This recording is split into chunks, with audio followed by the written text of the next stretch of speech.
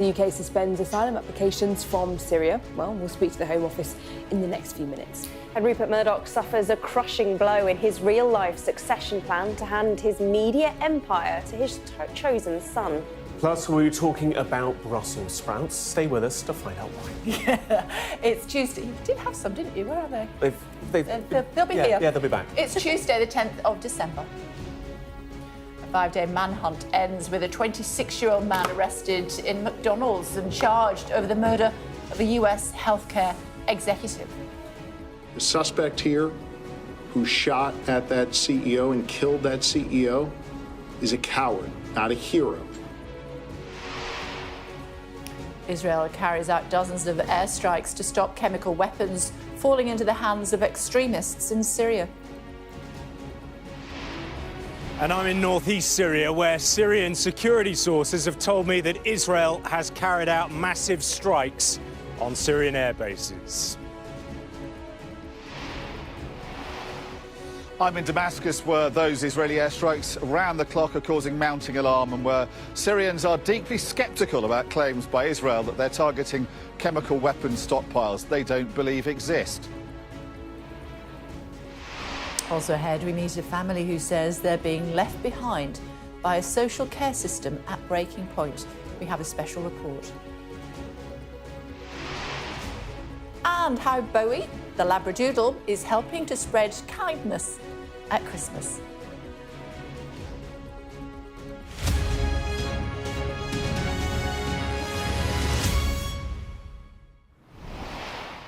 Morning, everybody. New York police have said that the suspect in the shooting of United Healthcare boss Ben Thompson is a coward, not a hero.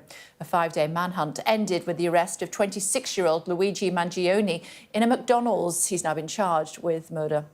Our correspondent James Matthews is in Pennsylvania and has this report which contains flash photography. Unmasked, under guard. This was Luigi Mangione last night. The hunt for America's most wanted ended in shackles and in court. Police are confident the 26-year-old engineer is the New York assassin, the gunman who shot United Healthcare chief executive Brian Thompson. Mangione was arrested 300 miles from the murder scene. Public information appeals got a bite here in Altoona, Pennsylvania, at a McDonald's restaurant. I was wondering why all these policemen were out here, and there was a guy in the corner. Yeah, he did look suspicious. A customer recognized the suspect from police images. When officers were called, they found Mangione sitting here, looking at a laptop.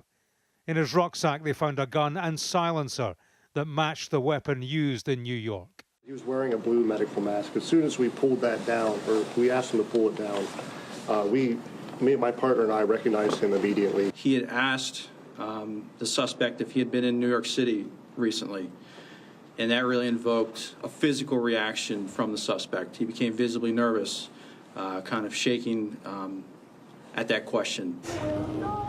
Police say the weapon found on Mangione was a so-called ghost gun. It could have been made on a 3D printer. He had in his possession a 3-page handwritten document that they say spoke to his mindset and motivation. He criticised healthcare companies for putting profits ahead of patient care. His X account has a picture that appears to be the X-ray of inserted screws. Investigators are looking into whether it has anything to do with the crime. This was Mangione giving a speech at his high school graduation in 2016. Many of the students characterized our class as inventive, in both imagination and initiative. As the alleged suspect made a first court appearance, Pennsylvania's governor addressed an adulation that's been directed towards the killer of a healthcare CEO. The suspect here, who shot at that CEO and killed that CEO, is a coward, not a hero. In a murder inquiry that's played out in picture, police released this last night. Luigi Mangione in his holding cell. For them, an image to end the manhunt and the mystery. James Matthews, Sky News, in Altoona, Pennsylvania. In other news, Israel's carried out dozens of airstrikes to stop chemical weapons falling into the hands of extremists in Syria. And there are reports of Israeli tanks inside the country. Our international correspondent Alex Rossi is in northeast Syria this morning, and our international affairs editor Dominic Waghorn is in Damascus. Morning to you both. Let's start with Alex. Should we read the latest from where you are, Alex? Morning. Yeah, good morning. We had a pretty noisy night last night here in northeast Syria. Huge airstrikes not far from where we are. The horizon was lit up with orange explosions. The first airstrikes came in, and then for about 40 minutes after, we witnessed secondary explosions as ammunition dumps exploded. Now, security sources here in Rojava told me that they were Israeli airstrikes that had been carried out. Israel has been conducting these strikes because it claims it doesn't want these weapons falling into the hands of extremist groups. We think those bases, the one here at Kamishli, that much of the stockpile of weapons was Iranian weapons. Judging by the size of the explosions, they were probably rockets that were blowing up. But it went on for a long time. And then in the middle of the night, about 3 in the morning, we heard more airstrikes and more secondary explosions. Again, these explosions went on for about 30 or 40 minutes. So clearly, a sizable amount of ammunition is being struck here in northeast Syria. Now, these strikes, we understand, also happened in other areas of the country, in Homs and near Damascus. Now, we're also hearing from the Israelis that this isn't the end of the matter. They claim they're not going to intervene in the Syrian war, but they will carry out more of these strikes to stop weapons falling into the hands of what they see as malign actors in this country. OK, Alex, thanks. Let's go to Damascus, should we? As just mentioned there by Alex, Dominic standing by for us. Dominic, we've heard from the former president, Bashad, forgive me, and he has suggested that he wants a peaceful transition of power. Do you think that that is possible? Well, that's certainly the aim, I think, Kay. And what's really striking about this revolution is how calm and bloodless it has been since the fall of Aleppo, because what the revolutionary forces found was once they took Aleppo, that the Assad army kind of melted away. And as we drove into Damascus yesterday, we just saw tanks, we saw military uniforms, we saw boxes of emptied ammunition, boots, discarded officer epaulets, just abandoned by the side of the road. So clearly the military literally just abandoned its positions, and therefore the rebels were able to take Homs, Hama and Damascus. And what they're trying to do here is to have a peaceful transition to, I guess, a kind of government of national unity. We'll have to see how that pans out, and obviously efforts to do the same in other revolutions during the Arab Spring over a decade ago did not end well. But certainly at the moment the Syrians seem to have a united approach to this, particularly here in Damascus, and it does seem to be calm and well-ordered, apart from all the celebratory gunfire. Syrians, I think, though, are concerned about the future, potentially, and they're worried about extremists coming into cities and possibly a more of an Islamist government, which could be divisive in this country, which is so multi-denominational. What they're also really worried about are these rumours about Israeli tanks coming towards the capital. The Israelis have taken a large chunk 5 miles into, we think, into Syria in the south from their occupied positions in the Golan, taking a chunk of Israel, which the Syrians see as completely unjustified. Now, the Israelis are saying that they're doing it in self-defence, along with these airstrikes they say are necessary to neutralise weapons stockpiles.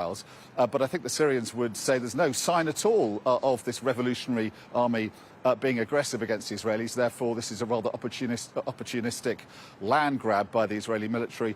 And I think Syrians are also deeply concerned about these airstrikes. I mean, we haven't heard them so much this morning, but yesterday evening, every 10-15 minutes you could hear the jets menacing the skies over the Syrian capital, and then very loud booms. And I think this attempt to claim by the Israelis this is all about chemical weapons is not convincing the Syrians, who believe their government, the Assad regime, handed over those weapons in an international deal some years ago. They don't believe that there are any chemical weapons left here.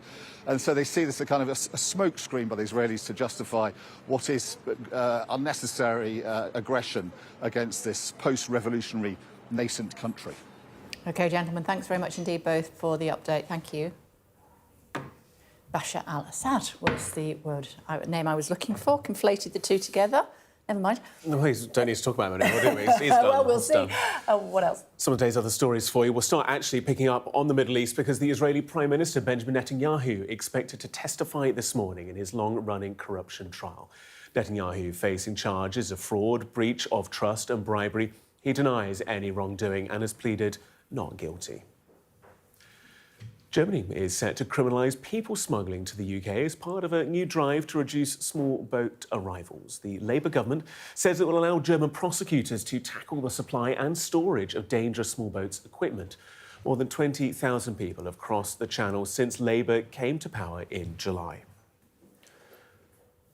Premier League referee David Coote has been sacked after an investigation into his conduct. Coote was caught on camera making disparaging comments about former Liverpool manager Jurgen Klopp. The body responsible for refereeing games said he was in serious breach of his contract. And New Zealand says it will ban greyhound racing because of an unacceptably high rate of injuries. The government plans to wind down the industry over the next 20 months to allow time for the rehoming of an estimated 2,900 racing dogs. Apart from New Zealand, commercial greyhound racing is allowed in Australia, Ireland, the UK and the US. Let's find out what's been happening with Rupert Murdoch and that court case in Arizona? In Nevada. He has failed, in his bid to change his family trust, effectively to hand the power of his business empire to his favoured son, Lachlan, who currently runs Fox News and News Corp, in charge of Rupert Murdoch, the 93-year-old's extensive conservative media empire. And this story really, Kay, is about the direction of the future of that company and its ramifications for the political and the media spectrum, really, across the world. To put it into context, Rupert Murdoch, 93 years old, has 6 children. He set up a family trust in 2006 to make sure that the 4 eldest would have an equal share of the division of the voting power, effectively, of his future media companies once he died. So this isn't about money, this is just about the voting block, essentially. It seems as though for years he's always wanted his children to inherit, and he's actually been quite famous for having pitted his kids against each other at times to try and see who would come out on top and be the favourite one to lead the company. But in the end, Lachlan seems to have won out. He's the one who's currently in charge of Fox News. He shares his father's more political, conservative leanings. He's also in charge of News Corp, which, of course, has the likes of The Times and The Sun here in Britain. But this family trust, they seem to have been getting concerned, Lachlan and his father, that the 3 other siblings who have this shared voting power could form a bit of a block after Rupert's death and effectively vote out Lachlan. Their politics are quite different. While he's quite conservative, they are much more politically moderate. And so Rupert Murdoch effectively decided to take those 3 children to court. We ended up in this court in Nevada, which was sealed off to the public and sealed off to the press. And he tried to remove their voting power, but he has now lost. We heard from the New York Times, a commissioner ruled on Saturday that effectively the pair were acting in bad faith and decided that he couldn't remove that voting power, though the decision now passes on to a judge, a district probate judge, and we have heard from the Murdochs that they plan to appeal this decision. So it's not over yet, but it's a fascinating insight into the family dynamics of one of the most powerful families in the world. We've watched Succession. We know how it works. Yes. But he went to Nevada, did he not? Because he could keep it sealed there, the decision, but it's leaked. It's leaked, absolutely. And this is the thing. And there's been a huge push from media, particularly the New York Times, who reported on this, but other organisations as well, to try and open this up. But they're the ones who seem to have gotten access to this 96-page document that was released on Saturday. If it was up to the Murdochs, we'd never know anything about this at all. But again, as you said, it's just like Succession. And actually, a really key and fascinating detail from this was that apparently some of Murdoch's children decided on coming up with a plan of what to do after their father died after watching an episode off that hit HBO show, which is apparently based on the Murdochs. So it's art imitating life. I don't know if you've seen the show. If you have, you'll know exactly which episode. I don't want to spoiler it for anyone watching, but which exact episode it was. It's when he dies. OK, there we go. It's when he dies. They saw that happen on the show and they thought, hang on a minute, we need to come up with a plan. And this is where we've ended up. OK, spoiler alert, sorry. We'll see you later. Thanks very much indeed. Nick's joined us as well. Hi, Nick, what have you got for us? Well, I've got a shocking story this morning, Kane. It's a sad story, and I think it tells us a lot about the state of social care in Britain. You know, we've been looking at this over the last few weeks. This story is about Simon. He's a vulnerable man with autism, and he was frankly let down by the very person who was tasked to care for him, and this is his story.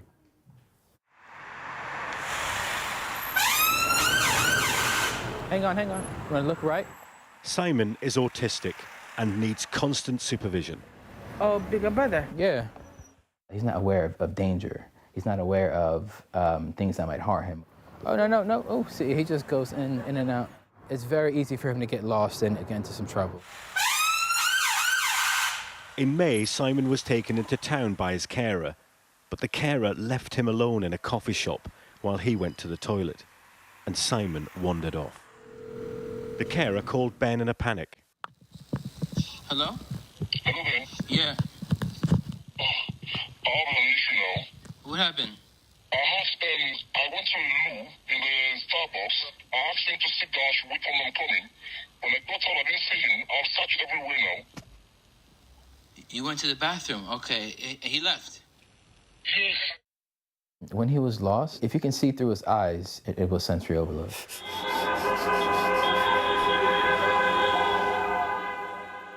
The council and the social workers apologized. She said, oh, we're sorry, we'll have to do a safeguarding review. I said, please do the safeguarding review as soon as possible. She has been radio silent ever since. The carer was supplied by a company called Hartwig Care. They refused to comment on the incident, but said safety of clients was paramount.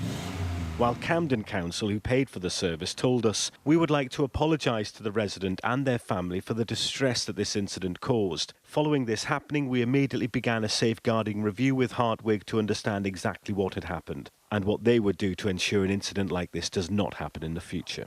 How has this made you feel about the quality of care that was offered to you? It just speaks to the greater issue about care in this country.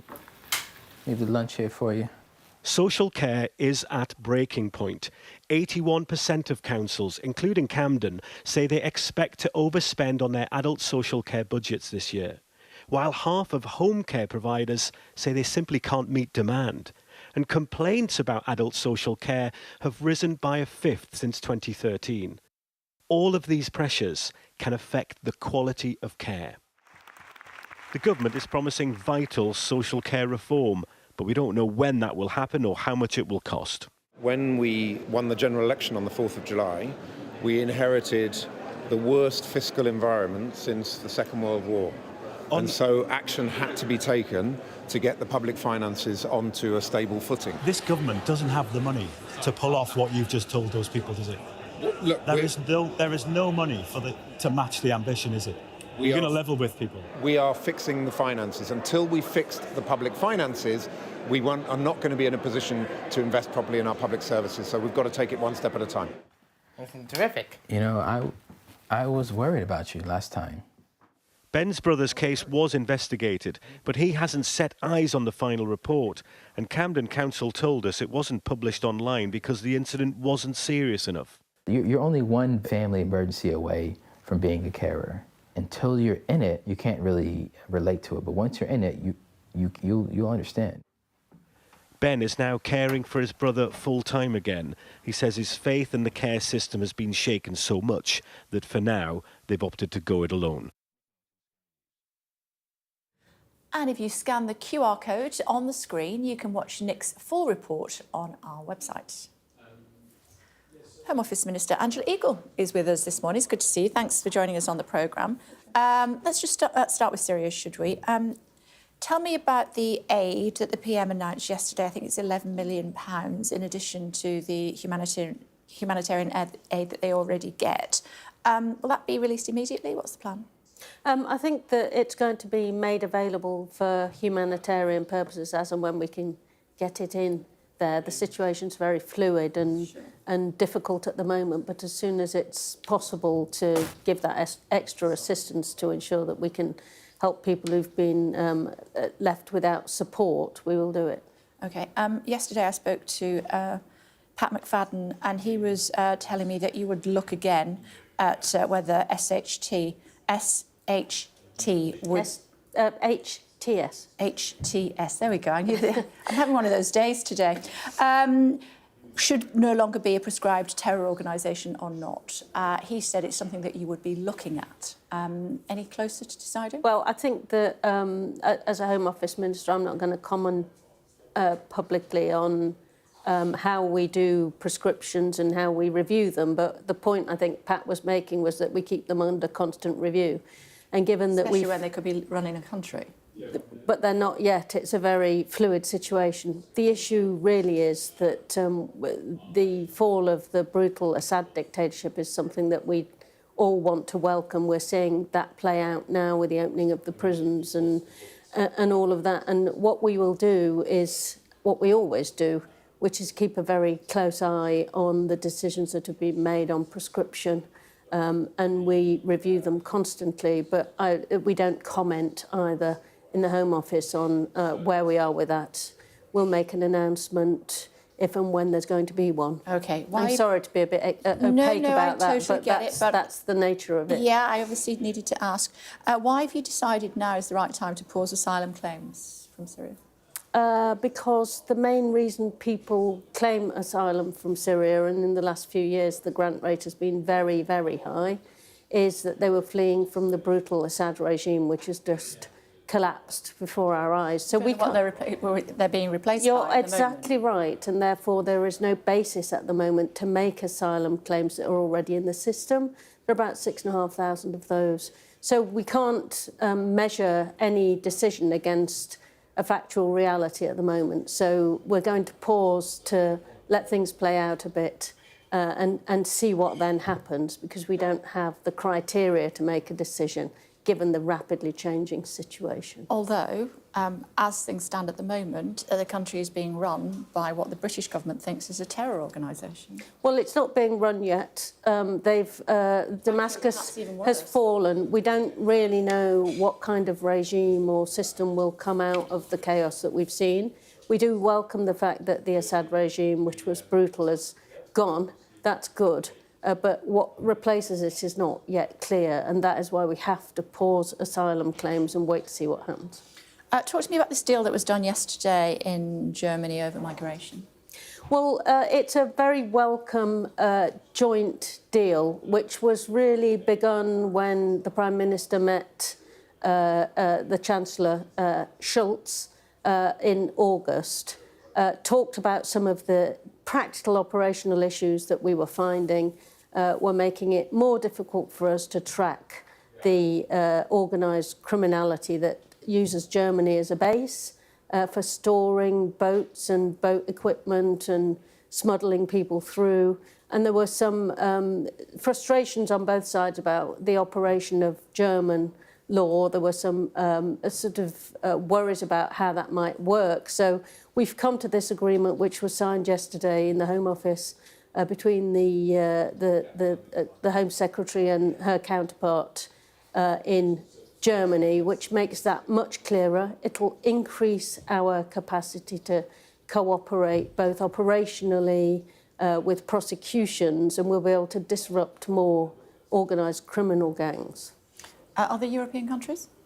Today we've got a thing called the Calais Group, which is meeting in London. It's going to be jointly chaired by Germany and the UK, and we're hoping that there'll be some positive news out of that at the end of the conference. OK, which other European countries will be there?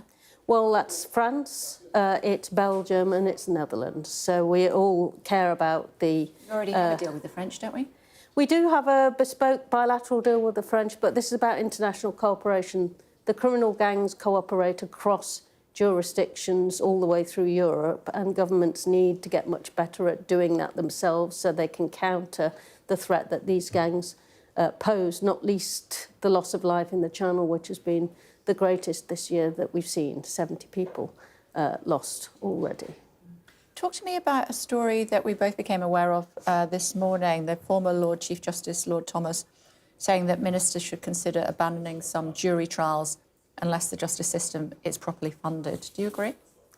Well, I think the one thing that I agree about with his comments is that there are huge backlogs in our criminal justice system, which is leading to cases not even being scheduled until 2027, 2028. These are unacceptable backlogs that we've inherited.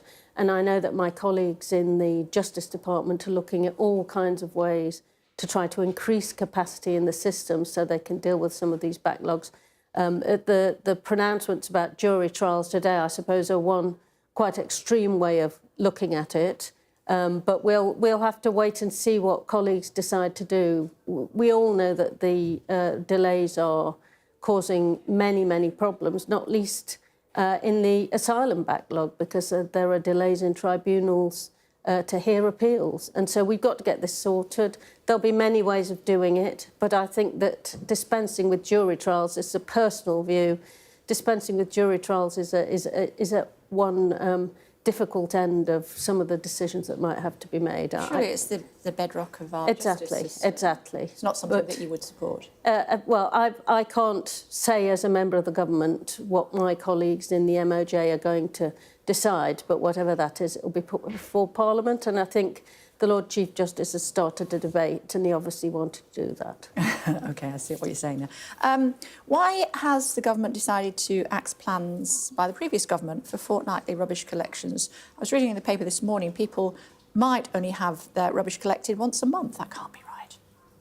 I have no idea. I mean, but surely you would agree with that, would you? I know it depends what sort in a smelly bin. It depends what sort of rubbish. If it's organic rubbish, certainly I know that in my local authority area we collect that every week. But if it's rubbish that's recycling, there may be a reason for doing it less frequently. We know which rubbish needs to be collected most frequently, and that's the stuff that rots. Yeah, I mean, you probably lived through the bin strikes as I did. You can't leave rubbish for a month. Yes, I'm that old. No, are you suggesting I am as well? I've no idea what your age is, Kay. Yeah, I'm 32, my son says. I'm Again. going with that. Exactly that. It's great to see you. Thank you very much. Thank you very much. Thank you. Still, well, 33. Still-ish. Still to come on The Breakfast Show for you. That's enough from you, Angela Eagle. Thank you. The latest from the US on the arrest of the New York shooting suspect. Searching for Syrians disappeared. We'll speak to a former prisoner.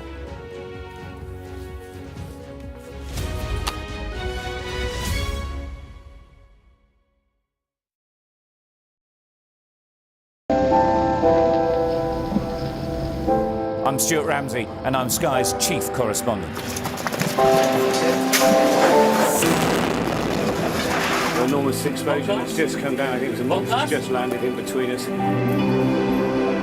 Hundreds and hundreds of people hoping to get north, ultimately to get to the United States. It's a border where they're not welcome, and yet they keep coming.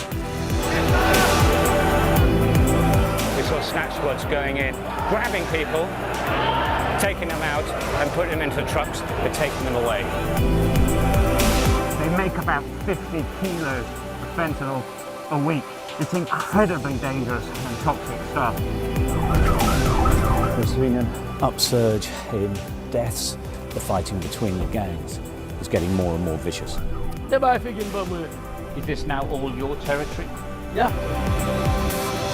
The battlefield is outside the barricades, which is over there. This is much more like a normal town. It's really sending a clear message that Venezuela is eager for change. We've been crushed. Free from wherever you get your news. We are in the middle of a forest, in a jungle really, and they're attempting to keep these men alive. This is real, hardcore emergency medicine. The information on this could bring down the entire network, not just in Iraq and Syria, but across the world. Sky News, the full story first. Well, hundreds of thousands of people have been using the beast for years to traverse Mexico, but it is really dangerous. Many people have died riding it.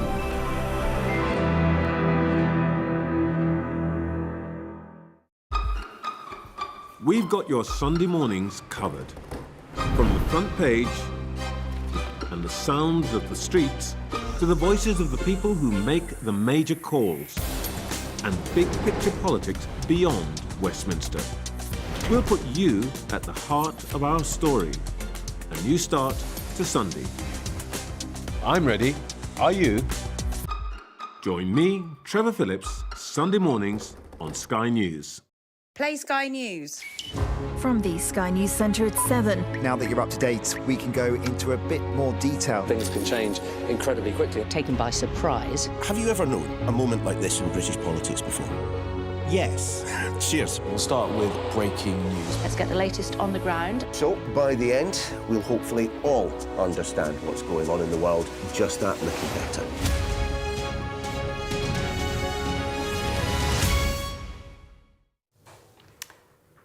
There you go, everybody. Welcome back to The Breakfast Show here on Sky News. Gareth has the headlines in just a moment. Before that, though, Angela Eagle, thoughts? Yeah, so she was clarifying, as a Home Office Minister, the decision to pause those asylum claims from Syrian refugees here in the UK. And she was talking about how the decisions would essentially be delayed until they knew exactly who was in charge in Syria and what was happening. And she was kind of, to an extent, pushing back or denying the idea that the HST, are already running Syria. And what she's saying is, well, let's see how that all plays out. Are they still going to be running Syria in the future? We just don't know. Which is why she said, essentially, there is no basis to make an asylum claim at the moment because we don't know what people are potentially fleeing from or not fleeing from. So that was like kind of a clarification from the Home Office perspective on that. And also, interestingly, you were talking to her about that meeting. They're hosting that meeting today of European leaders, France, Germany, the Netherlands, Belgium, and also, of course, the European Commission, and then their two agencies, Frontex, as well as Europol. And that's really about discussing people smuggling gangs and how to try and crack down on them. And she was talking to you about how this deal with Germany that's been done last night between the Home Secretary and her counterpart, the German counterpart, is about really trying to crack down on the ability that gangs are trying to use Germany as a bit of a kind of safe haven or a place where they can store equipment, store other, information, as it were, to smuggle people across borders. And the fact that Germany is now changing the law to make it an illegal offence to smuggle people from Germany to the UK. So it'd be interesting to see what kind of deals come out of that meeting this morning that we are chairing as a nation. And she seemed to suggest that potentially other nations could follow suit. Yeah, and I wanted her to talk rubbish, but she wouldn't. I'm here all week. Try the veal. What else? Stories that link to your next guest, actually, is our top headline this morning. A 5-day manhunt has ended as a 26-year-old, Luigi Mangione, has been charged with murdering the chief executive of one of the country's biggest health insurance firms in New York. Israel carries out dozens of airstrikes on Syria. They say it's to stop chemical weapons falling into the hands of extremists. The Home Office in the UK has paused decisions on Syrian asylum claims. The Home Office Minister, Angela Eagle, told this programme earlier they are waiting to assess the situation in the country. And reports that Rupert Murdoch has failed in his bid to change the family trust to consolidate control of his media empire in the hands of his son, Lachlan.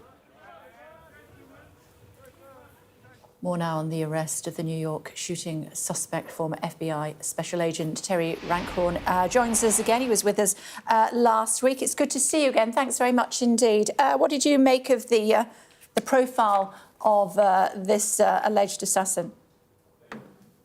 So, good morning. The profile was it was off in many respects from many different people because. And this highlights an issue with making conclusions before we have too much information. What we knew from the incident at the beginning was we have that short video clip which shows a military-aged man in relatively decent physical shape, or at least appears to be, demonstrating a significant proficiency with the weapon, displaying an unusual calmness in the execution, pardon the pun, of the event. And as I mentioned before, when you see what we deem as professional killers, like the South American sicarios, you'll see a frenzied rush up to a target where they will pull out their weapon and fire away in a haphazard fashion. This gentleman was calm, cool, collected. He then had an escape and evasion route plan, which also shows a level of professionalism, a level of planning and intelligence. But then we saw, as more facts emerged in the case, we saw a shocking abandonment of any professionalism. Walking into a store where Starbucks, where he should have known, he would have absolutely known had he had any skill or any familiarization with police investigations, he'd be on film. Buying the protein bars, buying the water bottle, leaving it in the alley, and most shocking of all, leaving a cell phone, which the police weren't as interested in the communications themselves on the phone as they were likely pulling off geolocation data to be able to almost retroactively conduct a surveillance going back in time. And that's probably how they got him to the hostel so quickly. Then going to the hostel, seeing him pulling his mask down when the only thing I can make sense of it, he was flirting with one of the attendants at the hostel. So now they have a picture of his face. Now they have him on multiple cameras across New York City. And in today's day and age, once you're on the camera multiple times, they have not only your face, they also have the gait, your gait, the way you walk. And it's really inescapable. And then following a fugitive is really just a function of time at that point. Once they have you, now they just follow you to one location, they follow to the next. And each time they shorten the time delta of when they saw you last. And that's really the name of the game when it comes to chasing a fugitive. And as we saw, they had likely locations for him, saturated the area with photographs of him, and voila, you have your person in custody. And this gentleman is innocent until proven guilty, but with the evidence that's emerged so far, I think there's a very good chance they have the right person in custody. Yeah, flirting with the hostel receptionist may cost him his liberty for the rest of his life. Let's wait and see. As far as his arrest is concerned, it was dialed in, we believe, after a customer at McDonald's noticed him. But I think it's fair to say that from what you're saying, the authorities were already closing in on him. It was just a matter of time before this guy was arrested. You're absolutely correct with that. I theorized that it would take the police up to 2 weeks to catch him, the police and the FBI. And again, it was really only a function of time. When you have someone's face in America, and then quite likely they probably had his DNA as well, which that opens up an entirely different avenue to pursue him. But once they have your face, and once you have the FBI involved, if this person, unless he is like Ted Kaczynski, who lives in a cabin with no electricity in the middle of the wilds in the far west, if a person lives in the life of an average everyday citizen, where they have a driver's license, where they have other photographic IDs, where they use a credit card, where they have a bank account, it is only a matter of time until they catch you. And that's just period. I thought that it might take them up to 2 weeks. And once again, the NYPD and the FBI have proven themselves to be fantastic law enforcement organizations. They had him in custody in less than a week. Quite likely, again, he's innocent until proven guilty, but I believe we can safely assume this is the person. OK. I wonder what your thoughts are on the fact that he's become something of a working class hero, if you will, amongst social media circles, and the fact that he's receiving all of this support because of the guy that he allegedly murdered. Does that make the job of the FBI and the police service more difficult as they move towards a court case? That's an interesting question. I think it's a very perceptive one. And let's break that down into two things. First of all, you are absolutely correct. I read through his X feed, and he was being portrayed as more of a Robin Hood or an avenger for the people. And I think that's a symptom of today's society, where every time you go to the doctor, there's that fear in the pit of your stomach that, is this going to be the doctor's visit that bankrupts me because my insurance company won't pay for it? And there's this daily angst almost between you and your family. And this person acting out what might be some people's fantasy more or less gives them agency, I guess you would say. And they're acting vicariously through him to sort of avenge the wrongs they felt are visited upon them by the insurance industry. And so in that respect, it's understandable people would see him as some sort of a hero.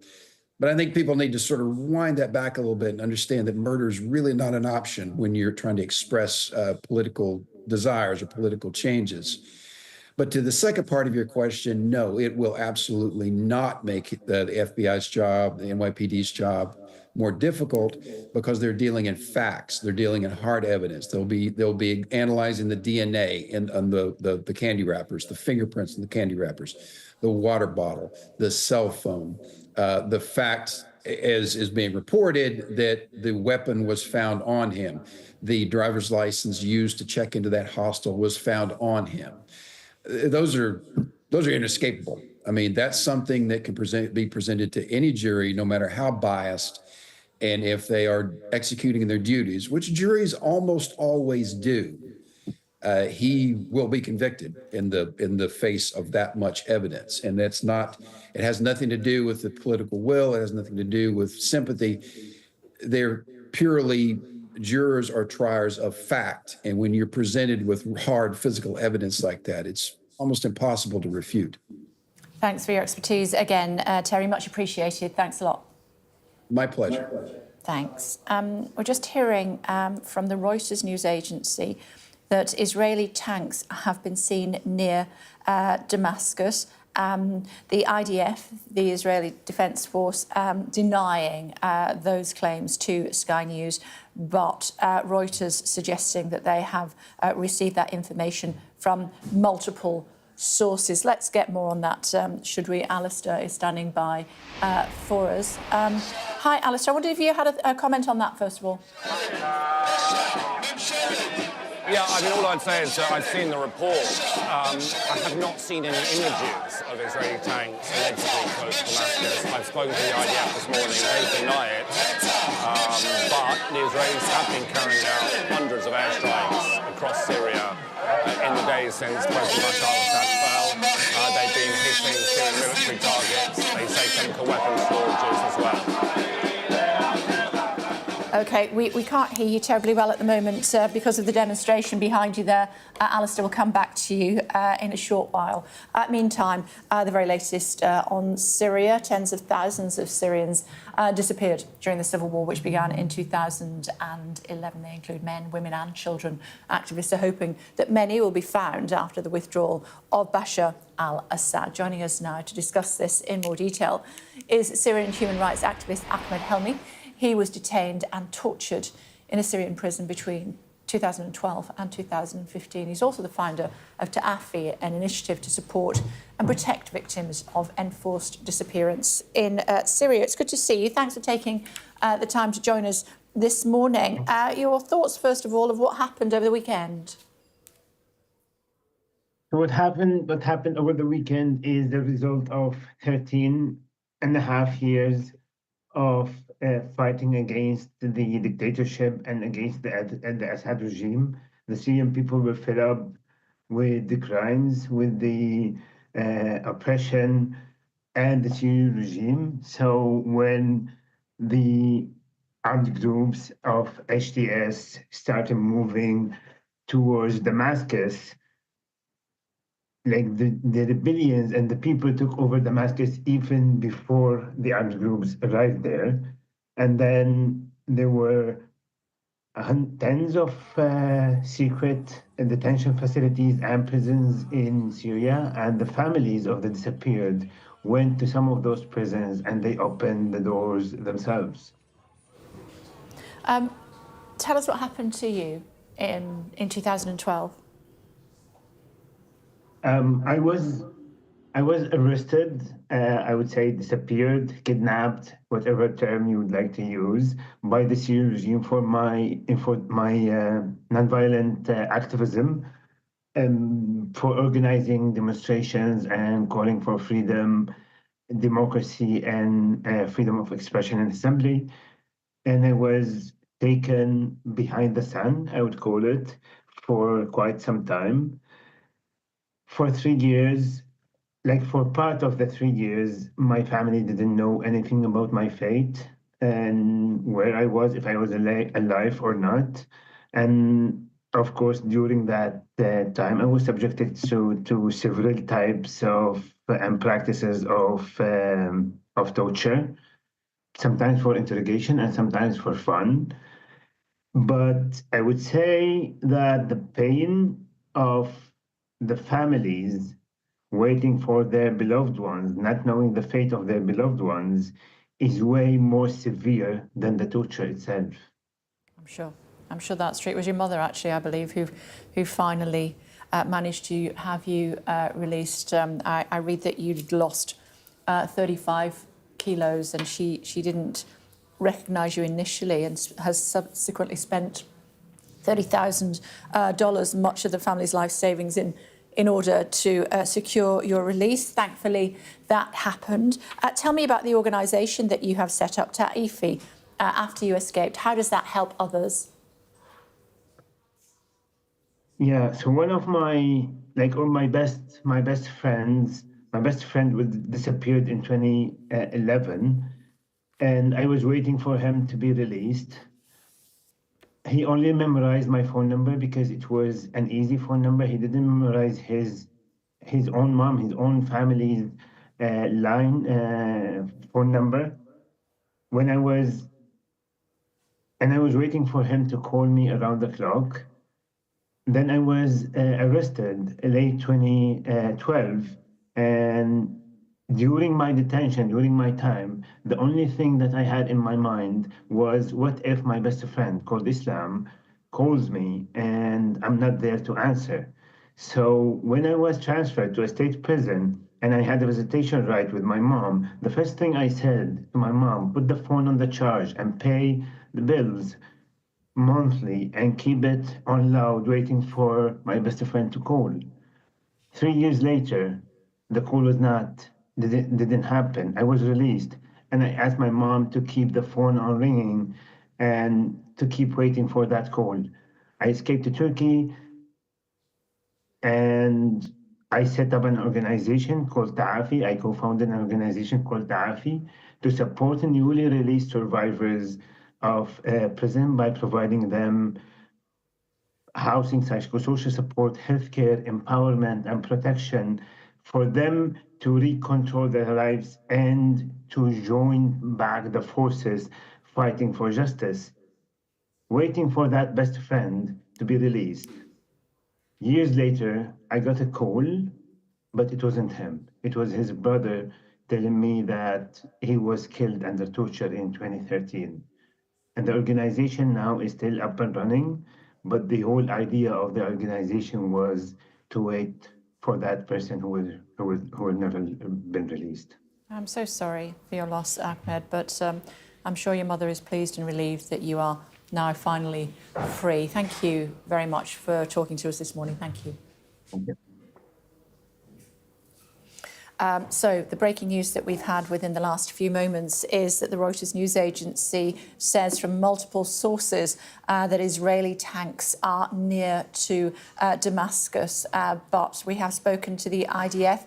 They tell us that is not the case. So we'll continue to try to find out exactly what's happening there and update you further, of course, here on Sky News Breakfast. Also to come, the wreckage of the plane which exploded over Lockerbie 35 years ago is being moved to the US for the trial of the man accused of making the bomb. We'll have more on the history of the case.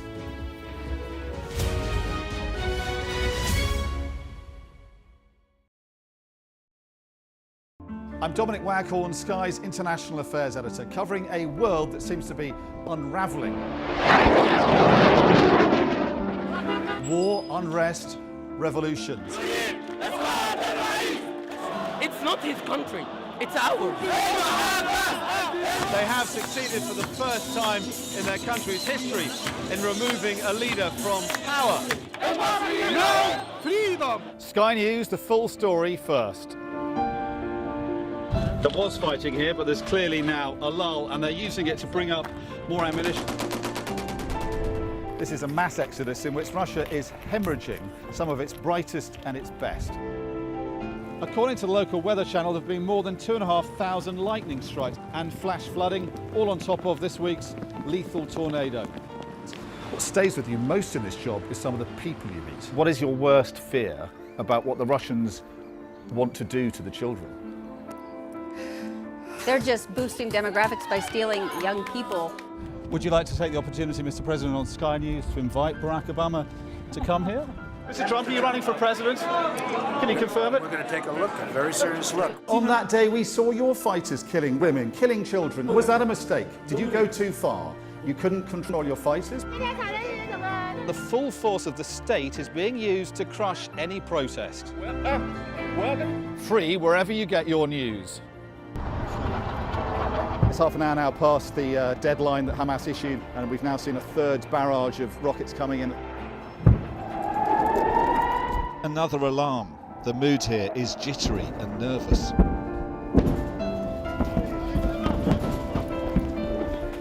We're seeing the world get more and more divided, and it's our job to try to make sense of it all.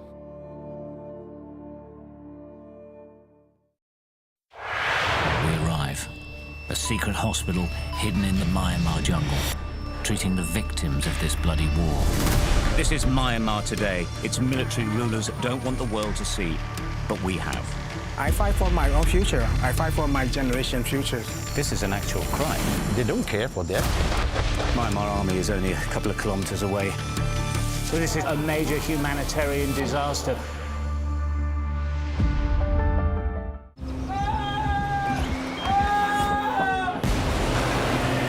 The most significant day of this conflict. They keep telling us that they want aid. And this is what's left of it. Tanks, heavy vehicle. Why only in America? People want their country to work. You want a job in a normal life. Why are these homes empty? I want you to be honest with people. That has happened within minutes. Sky News, the full story first. Free wherever you get your news.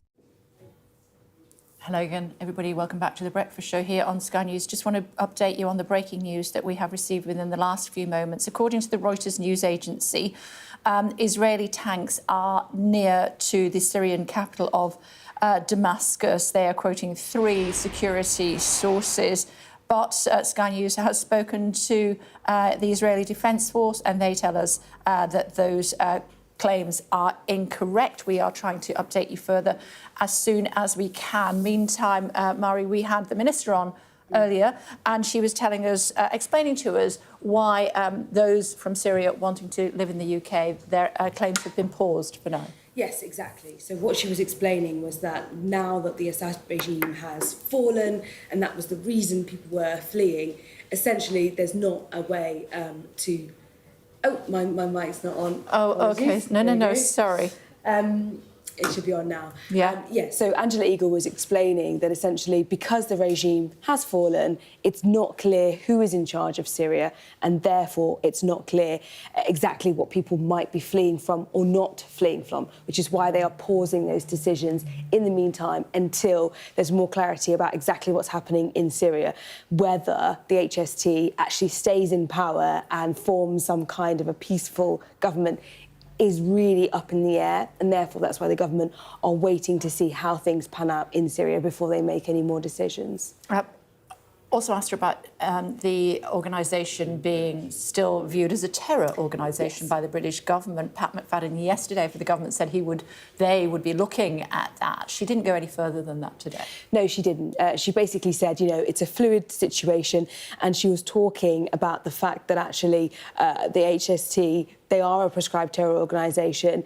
The question will be, is it better to essentially stop that prescription of that organisation to now more diplomatic channels and dialogue to really ensue? At the moment, if there is a prescribed terror organisation, diplomats, ambassadors cannot speak to them, cannot engage with them, and therefore it potentially makes it harder to deal with them.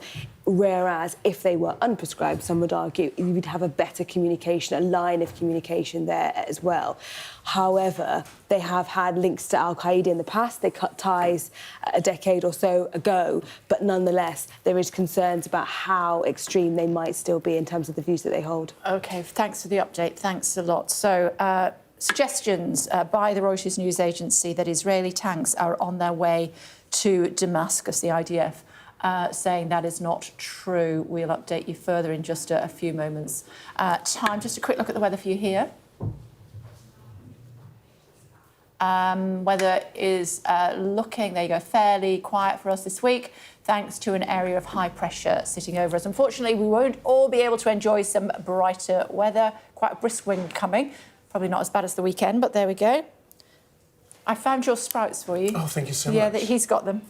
I love a Brussels sprout. Yeah, me too. They are good, aren't they? Yeah, I cook mine with creme fraiche and bacon bits. I know, right? Bacon's it. That sounds good. Yeah. And some, yeah, exactly, as our director just said, chestnuts in there as well. But it's all getting more expensive. It is. I can't give you the details just now. It's going to be a bit of a tease, but we're going to reveal how your Christmas dinner, essentially, is getting more expensive, or at least some of it is. And I don't know about you, I do love a Christmas lunch. I've already had about 3, so... But I get that lots of people don't like it, but we'll be revealing what's got more expensive and what hasn't got quite as expensive in the next hour. Do you eat turkey? Oh, yeah. Oh, no. Yeah. Bit of beef. I like duck. Oh, nice. Oh, Oh, that's a great shout. I like goose. Goose is nice Goose is too, great goose for fat. Christmas. And with my roast potatoes, I smash them and then put goose fat on them, and then they're even more crispy. Nice. I know you're coming to my house, aren't you? This is a political victory for Prime Minister Modi and his Hindu Nationalist Party. I'm Neville Lazarus, and I'm Sky's reporter based in Delhi. Companies like these are helping India in its trajectory to be a serious player in space exploration. Sky News, get the full story first.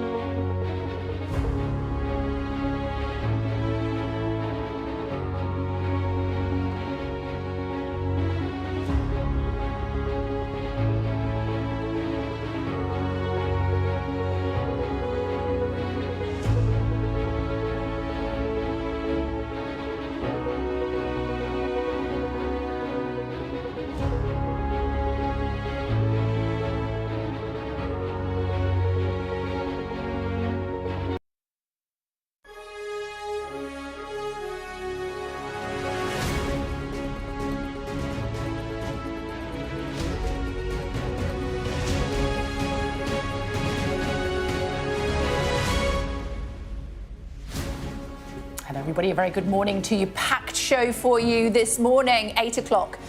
Reports on the Reuters news agency of Israeli tanks nearing Damascus will be live in the Syrian capital with the very latest, Mari. Well, the UK suspends asylum applications from Syria. Home Office Minister Angela Eagle tells this programme they need to watch and see what happens. And Rupert Murdoch suffers a crushing blow in his real-life succession plan to hand his media empire to his chosen son. Plus, how to keep your mind sharper for longer. We'll hear from an expert on that. And I'll be explaining how sprouts have gone up in price this Christmas and explaining the best Christmas lunch ideas in around 30 minutes. We fitted all that in. It's Tuesday, the 10th of December.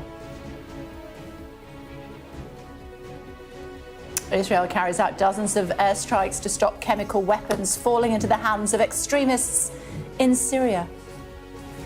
And I'm in northeast Syria, where Syrian security sources have told me that Israel has carried out massive strikes on Syrian air bases.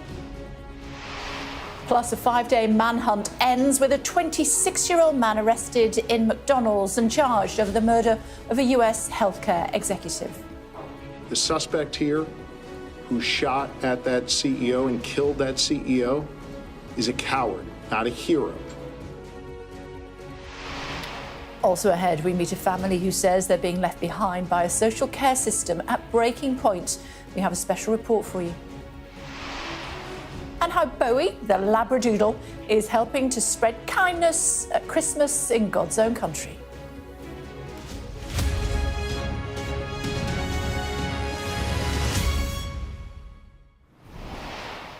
We start with the reports from the Reuters news agency that Israeli tanks are near the Syrian capital of Damascus. The Israeli Defence Force denies that.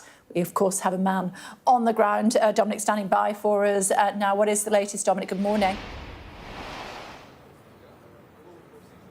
Yeah, well, Kay, these were reports from Al Mayadeen, a Lebanese outlet, and then Reuters picked them up and said they'd had them confirmed by Syrian security sources that Israeli tanks had moved beyond the buffer zone. The Israelis have taken a small chunk of Syrian territory that they say is a security buffer zone in the wake of what's been happening here, these tumultuous events, the overthrow of the Assad regime. But the reports this morning were that these tanks, these forces had then moved out of that zone and were coming towards Damascus, which, as you can imagine, has caused deep concern, mounting alarm, adding to the sort of post-revolutionary jitters here. But we have been talking to villagers in the immediate area, so villagers that have eyes on that border. And they said they've not seen any military activity beyond what's already been happening there in the last few days. No tanks rolling towards Damascus, at least.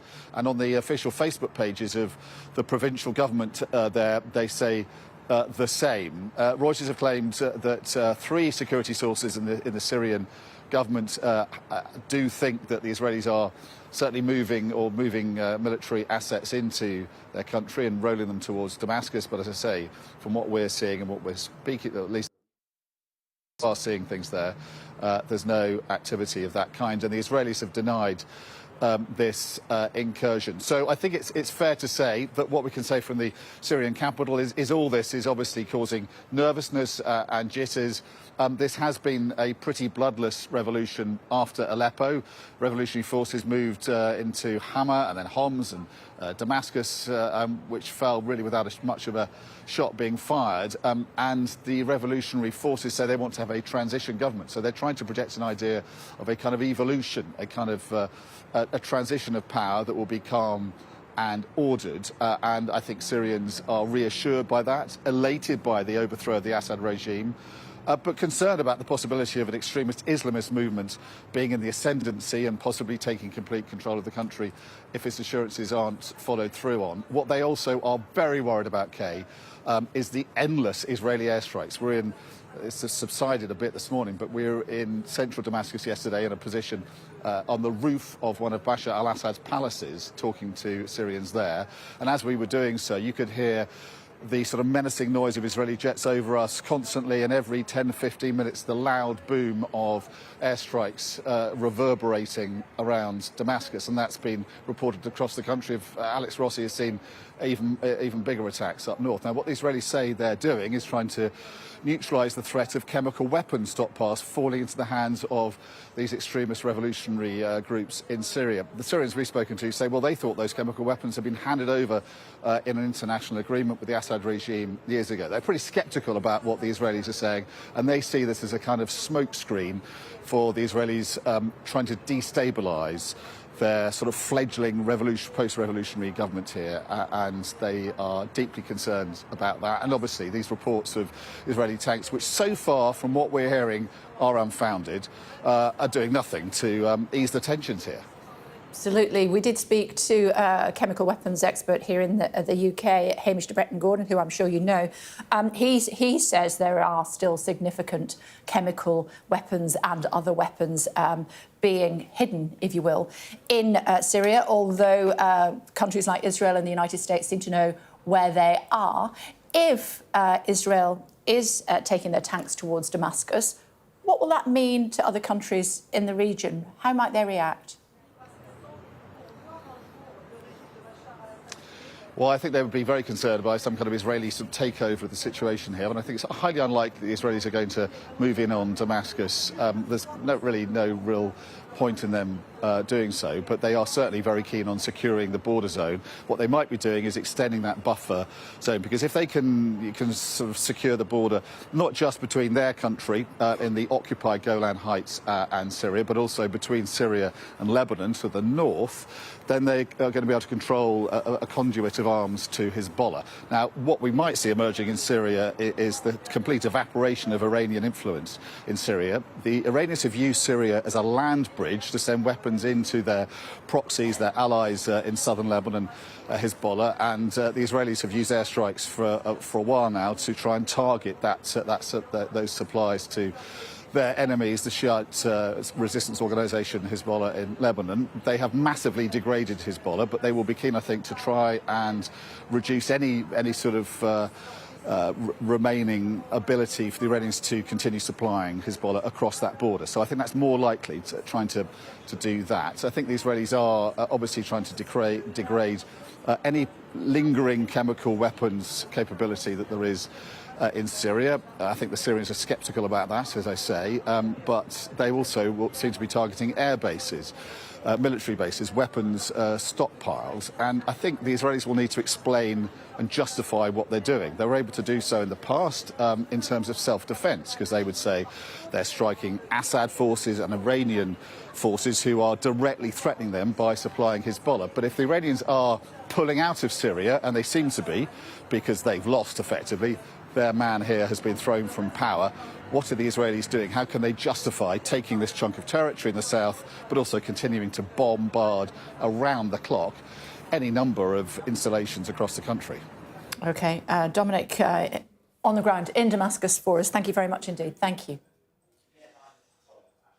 And the latest from New York now. Police have said that the suspect in the shooting of the United Healthcare boss, Brian Thompson, is a coward, not a hero. A 5-day manhunt ended with the arrest of 26-year-old Luigi Mangione in a McDonald's. He's now been charged with murder.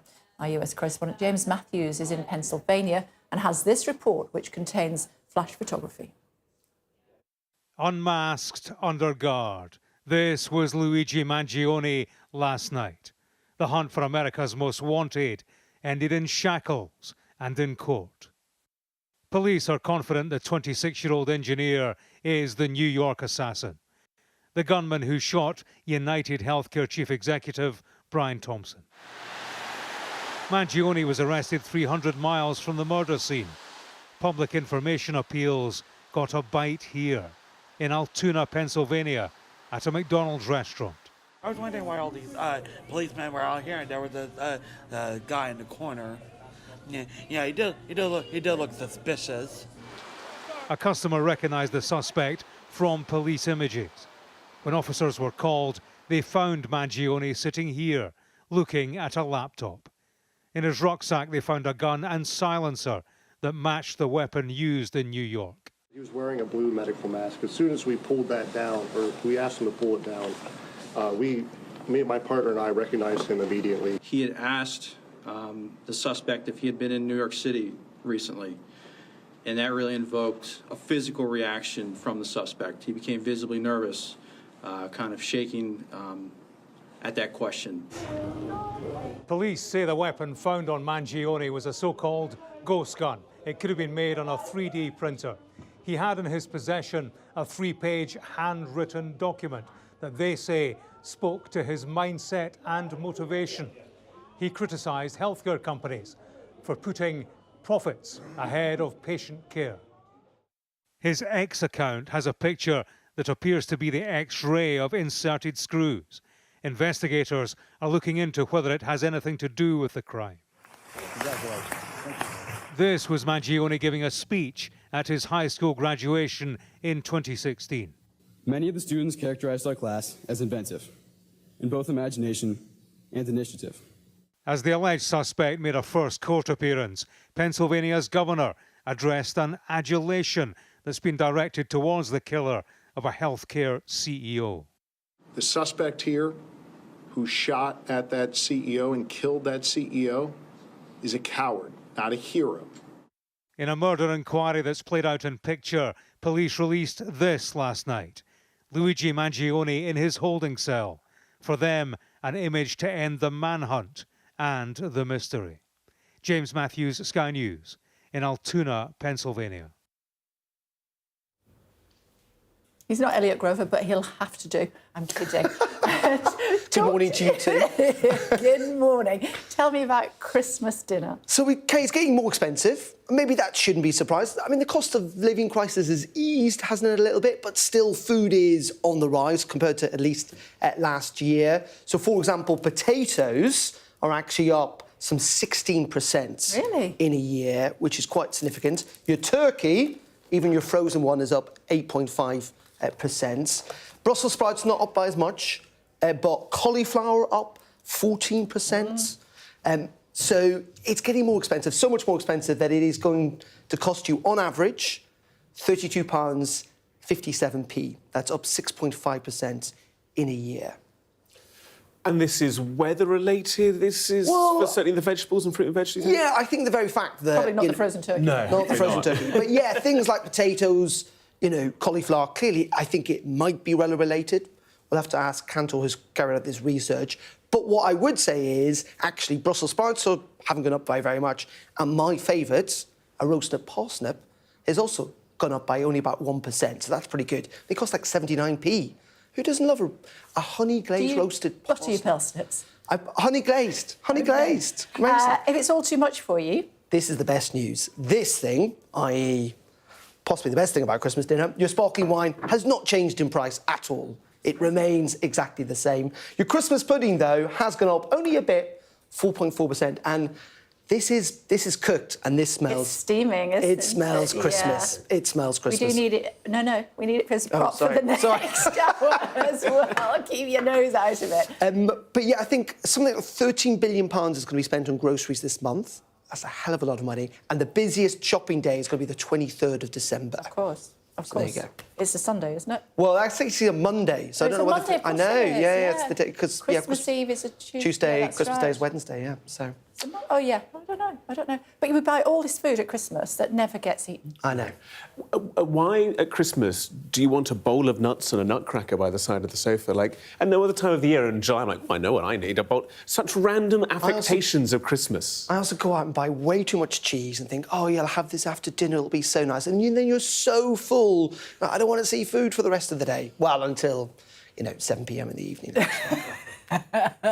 OK, 6.5% is how much your Christmas dinner has gone up by. More on that to come. Meantime, rest of today's top stories. Yes, just coming up to 8:15 on a Tuesday morning. Let's remind you of some of the day's other stories. As the Israeli Prime Minister Benjamin Netanyahu is in court to testify this morning in his long-running corruption trial. Netanyahu facing charges of fraud, breach of trust and bribery. He denies any wrongdoing and has pleaded not guilty.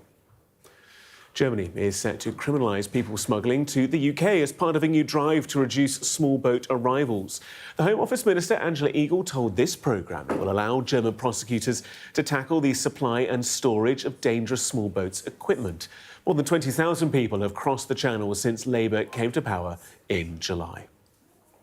Premier League referee David Coote has been sacked after an investigation into his conduct.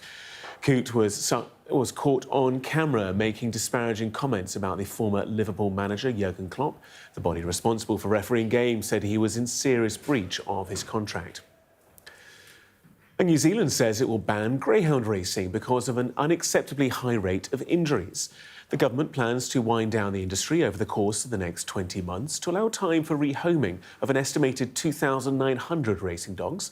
Apart from New Zealand, commercial greyhound racing is allowed in Australia, Ireland, the UK and also the US. Nick's here with a special report on social care. As you know, Kay, we're looking at social care and Britain's social care system and the problems that it's facing. And we have a shocking story this morning, actually, about a young, vulnerable man called Simon, who was lost in London by his carer, left wandering around the streets. We'll be looking at what this case tells us about Britain's social care system.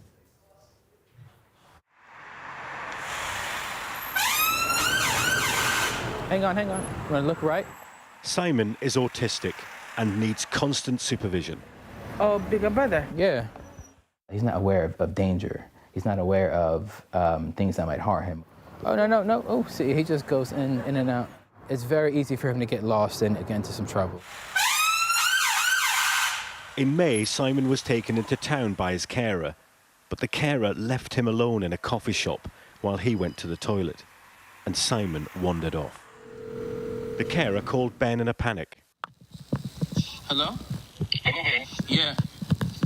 I have an issue now. What happened? I went to the loo in the Starbucks. I asked him to sit down, I should wait for him coming. When I got out, I didn't see him. I've searched everywhere now. You went to the bathroom? Okay. He left? Yes. When he was lost, if you can see through his eyes, it was sensory overload.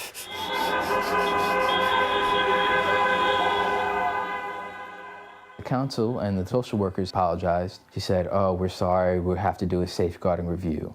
I said, please do the safeguarding review as soon as possible. She has been radio silent ever since. The carer was supplied by a company called Hartwig Care. They refused to comment on the incident but said safety of clients was paramount. While Camden Council, who paid for the service, told us, we would like to apologise to the resident and their family for the distress that this incident caused. Following this happening, we immediately began a safeguarding review with Hartwig to understand exactly what had happened and what they would do to ensure an incident like this does not happen in the future. How has this made you feel about the quality of care that was offered to you? It just speaks to the greater issue about care in this country. Leave the lunch here for you. Social care is at breaking point. 81% of councils, including Camden, say they expect to overspend on their adult social care budgets this year, while half of home care providers say they simply can't meet demand. And complaints about adult social care have risen by a fifth since 2013. All of these pressures can affect the quality of care. The government is promising vital social care reform, but we don't know when that will happen or how much it will cost. When we won the general election on the 4th of July, we inherited the worst fiscal environment since the Second World War. And so action had to be taken to get the public finances onto a stable footing. This government doesn't have the money to pull off what you've just told those people, does it? Look, there is no money to match the ambition, is it? You're going to level with people. We are fixing the finances. Until we fixed the public finances, we are not going to be in a position to invest properly in our public services. So we've got to take it one step at a time. Terrific. You know, I was worried about you last time. Ben's brother's case was investigated, but he hasn't set eyes on the final report. And Camden Council told us it wasn't published online because the incident wasn't serious enough. You're only one family emergency away from being a carer. Until you're in it, you can't really relate to it. But once you're in it, you'll understand. Ben is now caring for his brother full-time again. He says his faith in the care system has been shaken so much that for now, they've opted to go it alone. And if you scan the QR code on the screen, you can watch Nick's full report on our website. The Shadow Home Secretary, Chris Philp, is with us. He was with us last week when he was sporting a shiner. It looks a lot better. It's cleared up remarkably fast, and I managed to get through the weekend without getting punched in the face during a football game. So that was a bonus. Did you win? Well, last week we won. Yes, that's right. Okay. It was worth the punch for the win. Good, excellent. The Home Office has announced it's pausing its decisions on Syrian asylum claims for now. Are they right to do that?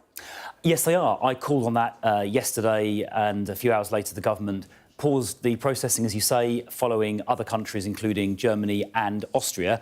Many of these asylum claims are based on the threat posed by former President Assad. He is clearly no longer there. The circumstances have changed, so it's right the processing stops. And, of course, if Syria becomes safe, then it would be reasonable to ask people to return there. Many Syrians actually themselves are voluntarily returning to Syria from neighbouring countries like Turkey and Lebanon, but certainly for now it's right the processing has paused. And what about HTS, the acronym that I can't seem to get right this morning? They are at the moment in charge in Syria. They're a terrorist organisation according to the UK government. What should happen? Well, again, a very fluid situation. I don't think the government should rush into anything. They should just take their time to see how the facts on the ground unfold and see how HTS conduct themselves. We saw the government in complete confusion yesterday. I think Pat McFadden was on TV, I think possibly speaking to you yesterday morning. Definitely speaking to you. He was saying one thing, and then Keir Starmer and David Lammy said another thing. Later in the day, Yvette Cooper was announcing the suspension of asylum processing, while David Lammy, at the same time in the House of Commons, said the exact opposite. So the British government, the Labour government, I'm afraid, were in a bit of chaos yesterday. OK, but the answer is that they should wait. Yeah, they should. But if they wait, they can't talk to a terror organisation, so who do they talk to in Syria?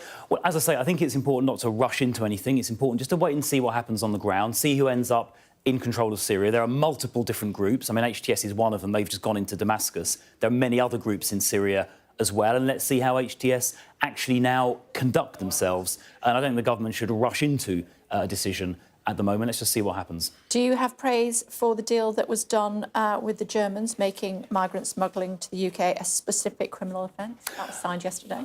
Well, look, it certainly won't do any harm, but it would be very naive to assume that this will fix the problem, because the National Crime Agency themselves have said you need a deterrent to stop small boats crossing the Channel. And, of course, we had a deterrent, the Rwanda scheme, which the Labour government cancelled before it even started. And as a result of that, Channel crossings this year are 18%, since the election, are 18% higher compared to the same period last year. So since the election, an 18% year-on-year increase because they scrapped the deterrent. We've seen deterrents work elsewhere in Australia, for example, so Labour were wrong to do that. They've also got a bit of a cheek trumpeting this when it was Labour in opposition who voted against the bill, the Nationality and Borders Act, which contained life sentences for people smuggling gangs, the gangs they now claim they want to smash. Yeah, you keep banging on about the deterrent, but, you know, you didn't send anybody to Rwanda, and you're going to say the flights would have gone, but they didn't.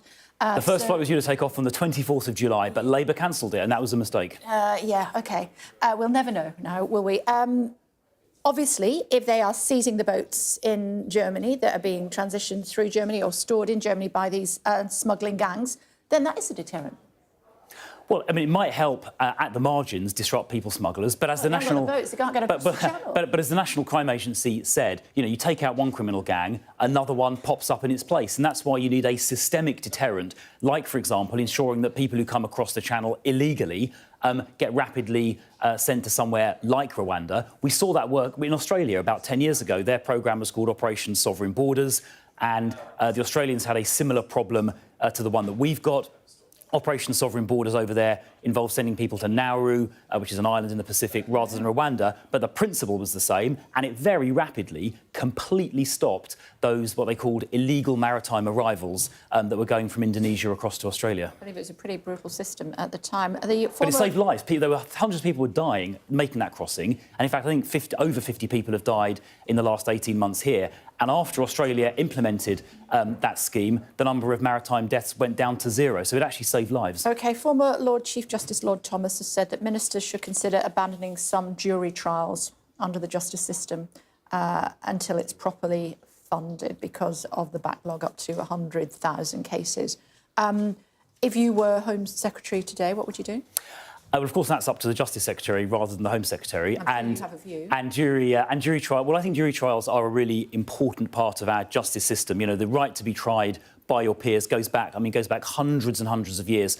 I think one thing you could look at doing is taking some criminal offences which are triable either way. That means the defendant can choose whether to have a magistrates' court trial or a Crown Court trial. You could take some of those less serious offences and make them summary only, meaning they get tried in the magistrates' court, and the defendant might get a lower sentence as a result. So there's some fine-tuning like that you could do, but I think we shouldn't be undermining jury trials. They're a fundamental part of our civil liberties, and I think people would be very worried if the right to jury trial was significantly undermined. Or a middle ground, suggestions of an intermediate court between magistrates and Crown Court. But that would also involve removing juries, because the so-called intermediate court would have a district judge sitting with two magistrates. Yes. So that would still entail the removal of a jury. And I do think that the right to jury trial is one of those ancient rights that we have as free citizens of this country going back hundreds and hundreds of years. And I don't think undermining that fundamental liberty is the right thing to do just to try and expedite the progress of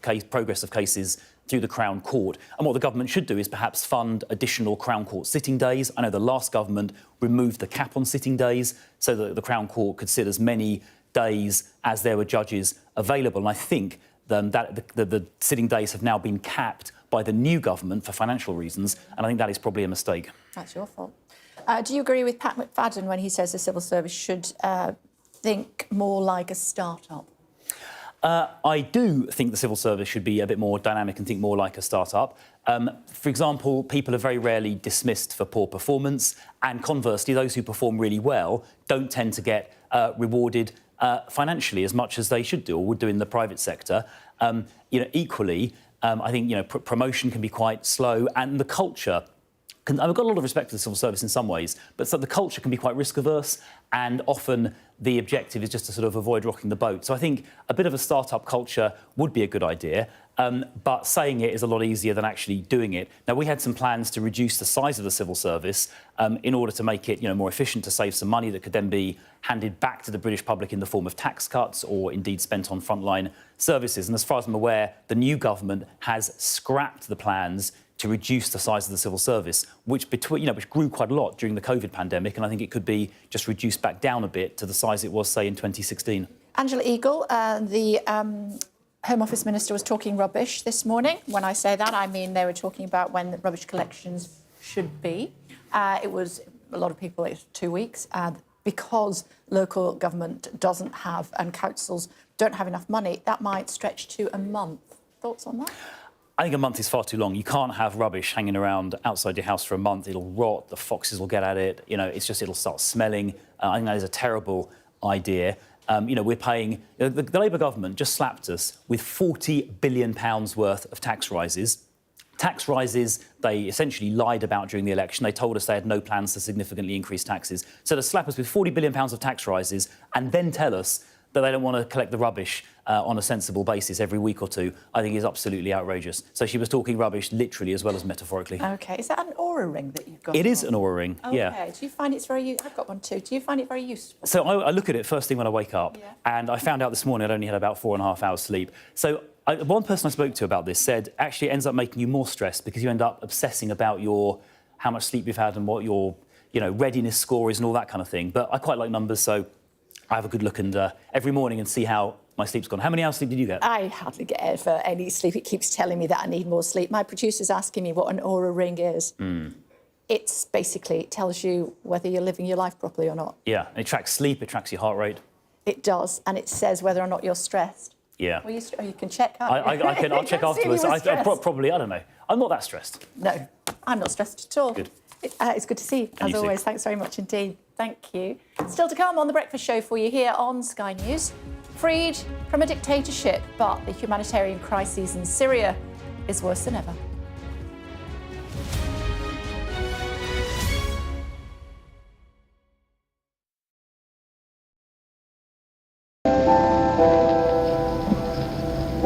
I'm Stuart Ramsey, and I'm Sky's chief correspondent.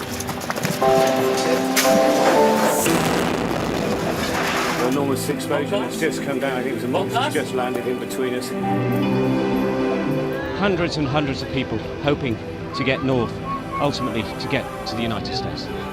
It's a border where they're not welcome, yet they keep coming. We saw snatch squads going in, grabbing people, taking them out and putting them into trucks and taking them away. They make about 50 kilos of fentanyl a week. It's incredibly dangerous and toxic stuff. We're seeing an upsurge in deaths. The fighting between the gangs is getting more and more vicious. Is this now all your territory? Yeah. The battlefield is outside the barricades, which is over there. This is much more like a normal town. It's really sending a clear message that Venezuela is eager for change. We're being crushed. Free from wherever you get your news. We are in the middle of a forest, in a jungle really, and they're attempting to keep these men alive.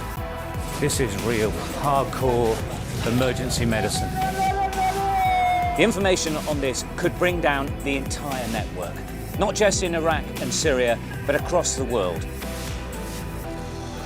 Sky News, the full story first. Well, hundreds of thousands of people have been using the beast for years to traverse Mexico, but it is really dangerous. Many people have died riding it.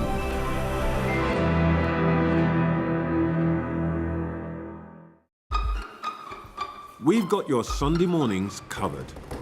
From the front page and the sounds of the streets to the voices of the people who make the major calls and big picture politics beyond Westminster. We'll put you at the heart of our story. A new start to Sunday. I'm ready. Are you? Join me, Trevor Phillips, Sunday mornings on Sky News. Play Sky News. From the Sky News Centre at 7. Now that you're up to date, we can go into a bit more detail. Things can change incredibly quickly. Taken by surprise. Have you ever known a moment like this in British politics before? Yes. Cheers. We'll start with breaking news. Let's get the latest on the ground. So, by the end, we'll hopefully all understand what's going on in the world just that little better.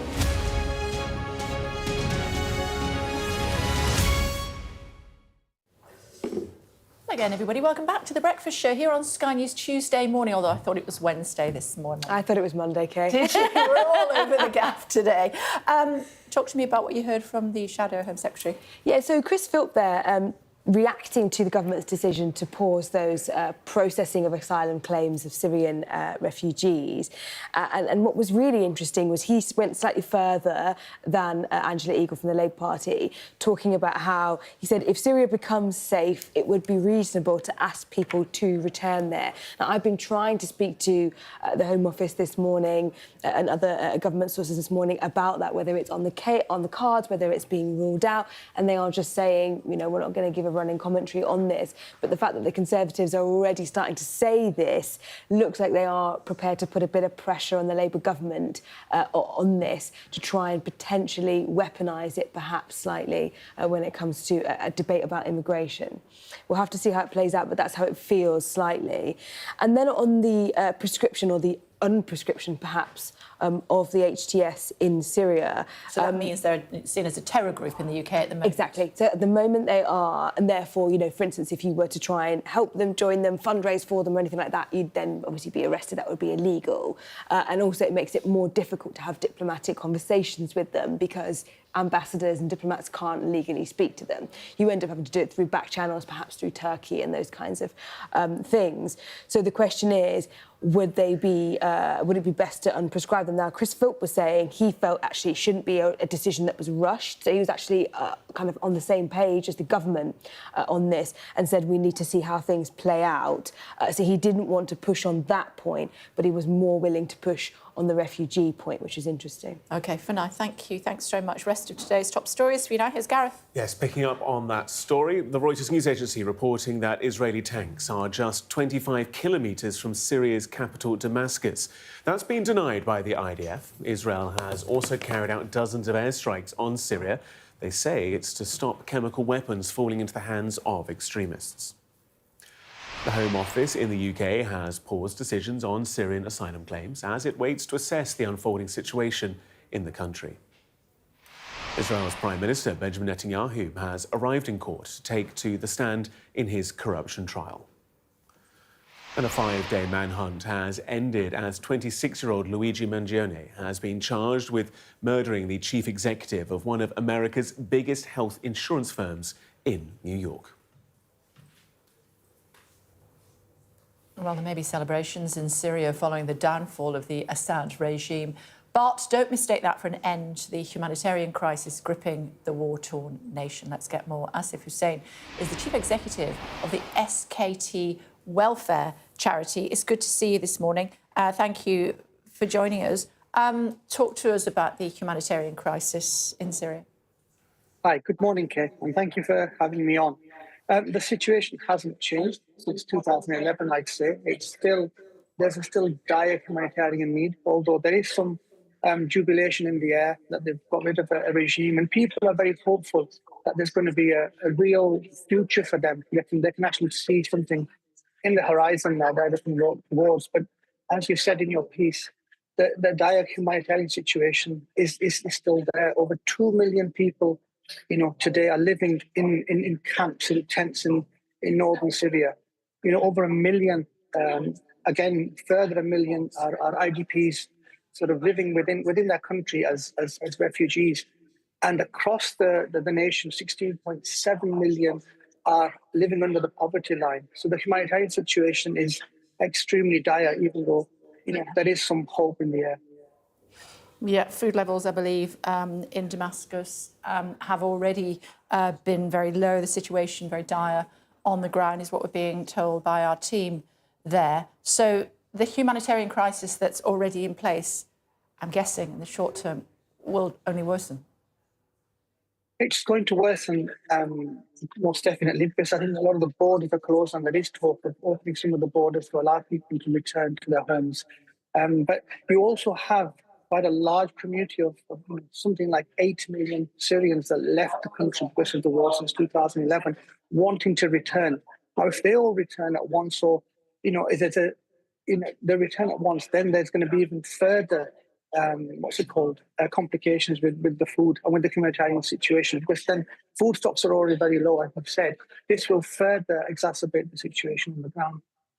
And yet it does appear that many Syrians may well decide to return home now that they feel it is, at least would appear on the surface, a safer place to be.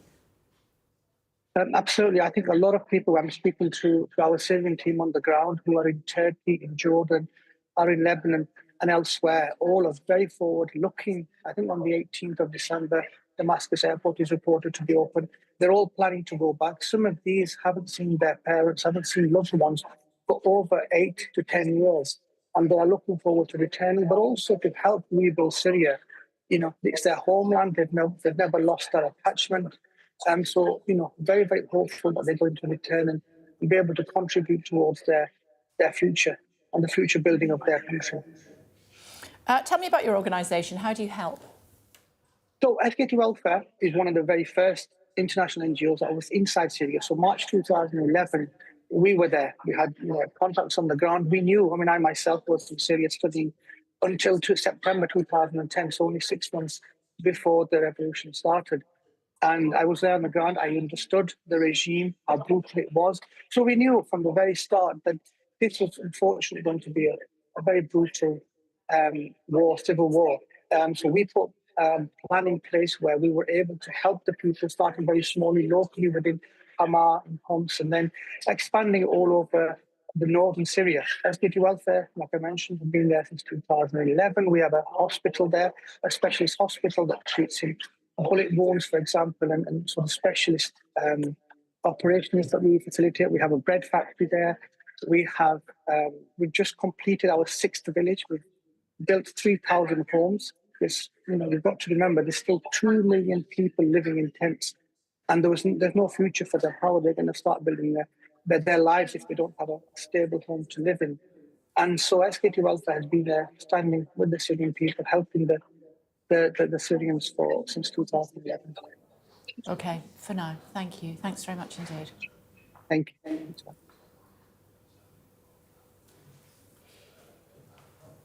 The Israeli Prime Minister, Benjamin Netanyahu, is in court this morning to give evidence in his corruption trial. We'll be speaking to Alistair Bunkle, our Middle East correspondent, about that in just a few moments' time. He's standing by in Jerusalem for us, where that demonstration you saw in the last hour, could hardly hear what he was saying. A lot of people demonstrating outside. So we will speak to Ali just as soon as we can and update you further. We can also update you on the latest and what's happening in Damascus. Suggestions by the Reuters news agency, they're quoting 3 separate security sources that Israeli tanks are near to Damascus. We've spoken to the IDF, and they are telling us that that is not the case.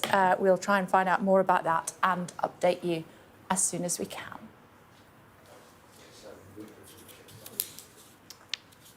Alistair standing by for us in Tel Aviv now. Hi, Alistair, update us further on the 2 topics, really. What's happening with the tanks that are suggested to be near Damascus, and also what's happening as far as Netanyahu is concerned? Okay, let's deal with Syria first.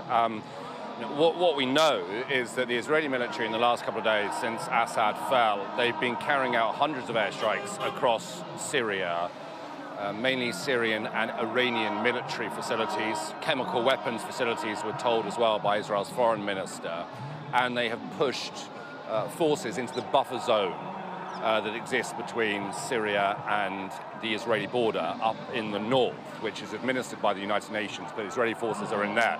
Now, there are reports this morning that Israeli tanks have been sighted around 25 kilometers from Damascus. The Israeli military tell me that's absolutely not the case, and we haven't actually seen pictures of it. But what I would say is actually the distance between Damascus and Israeli territory is only about 40-45 kilometers anyway, so the two are very, very close, and clearly the Israelis are taking advantage of a window of opportunity whilst there's a power vacuum in Syria in order to try and make some military gains there whilst they can do. They are worried that if things like chemical weapons or medium or long-range missiles fell into the hands of Islamists, then it could present a threat to Israel at some point in the future. So that's what's going on in Syria. What's going on here in Tel Aviv, this is the district court, and Benjamin Netanyahu, Israel's prime minister, is appearing here today to give evidence for the first time in his trial. He's accused of bribery and fraud, and he's tried to push this date back many times, citing the fact that he has to also oversee the war effort in Gaza, in Lebanon, now also in Syria as well, but the court has refused. They gave him a small extension, but he is in court this morning, and it's in Tel Aviv rather than Jerusalem. It normally sits in Jerusalem, but it's in Tel Aviv for security reasons. You've got pro-Netanyahu supporters on one side and anti-Netanyahu supporters on the other side. We've moved to this side of the street just because you couldn't hear me in the last hour. But he will be in court now for about 6 hours a day, 3 times a week for a number of weeks. So he'll be trading, he'll be sort of flitting between the courtroom and the war room, because the Israeli Ministry of Defense, the Kiryat, is about 200 yards away. And so he will have to juggle the two. But for a lot of Israelis, they believe that he's finally seeing his time in court as he deserves. There's a lot of other Israelis, though, who believe that these are trumped-up charges, political charges, just designed to try and weaken him as a prime minister. OK, for now, thanks very much indeed. Thank you, Alistair. Our old boss in the news again. Rupert Murdoch has failed in his bid, yeah, that's right, Kay, to try and take effectively his children to court and trying to strip away 3 of his eldest children's powers of voting when it comes to what happens to his company, that huge conservative media empire, after his death. It's a story that could be written straight out of something like Succession, but it's happened, this quite dramatic decision over the last couple of days with Rupert Murdoch failing in his attempt. Now, the story really all about, as I said, this political split at the heart part of the Murdoch family. To understand it, you have to go back to 2006, which is when Rupert Murdoch, who's now 93 years old, set up a family trust, which was designed to make sure that his 4 eldest children would be able to have an equal share of voting power over his various companies. That includes Fox News in America, also News Corp, which is the likes of The Sun and The Times here in Britain. After his death, you can see 3 of his children there. His eldest, Prudence, Elizabeth and Lachlan as well, 3 of his eldest, and then he's got 3 more as well. James there, and then Grace and Chloe, who are 22 and 21. Grace and Chloe aren't involved in the family trust, but James upwards are. Rupert Murdoch has always wanted his children to be really front and centre of the future of his organisation. But in recent years, there's been a bit of a split, and it seems as though a clear favourite has emerged, and that's Lachlan, who's currently in charge of Fox News and News Corp, and his politics, much more right-leaning, really fit with Rupert Murdoch's going forward.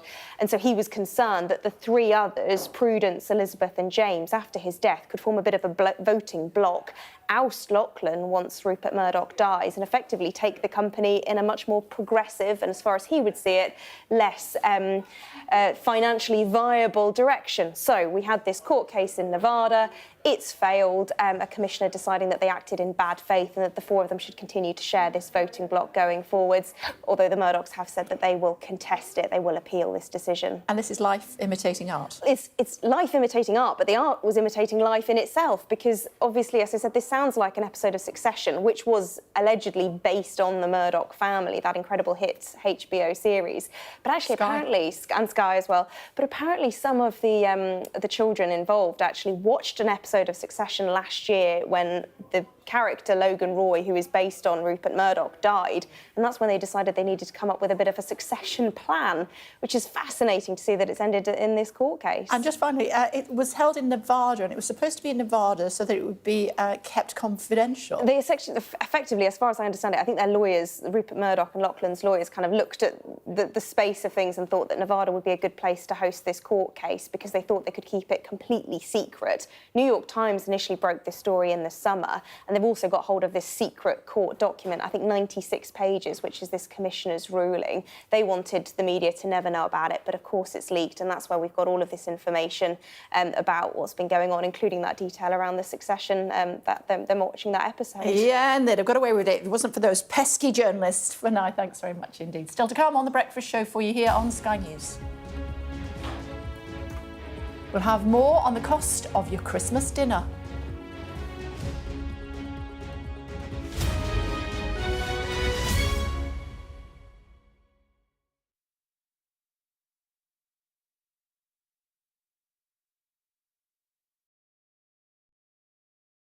I'm Dominic Waghorn, Sky's International Affairs Editor, covering a world that seems to be unravelling.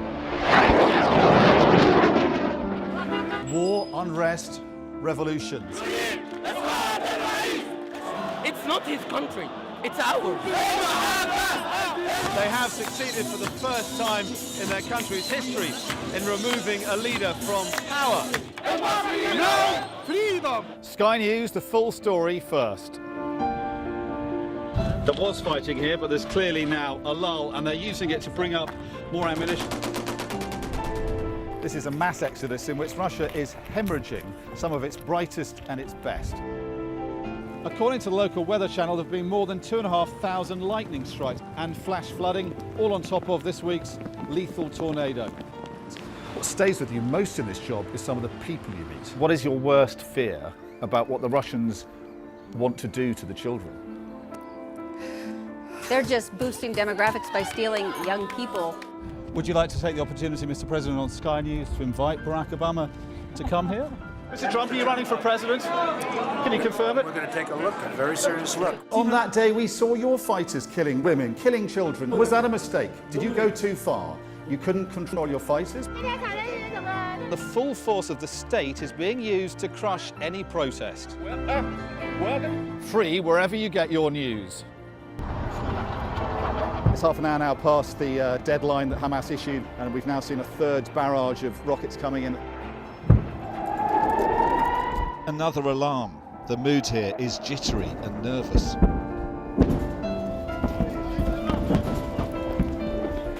We're seeing the world get more and more divided, and it's our job to try to make sense of it all.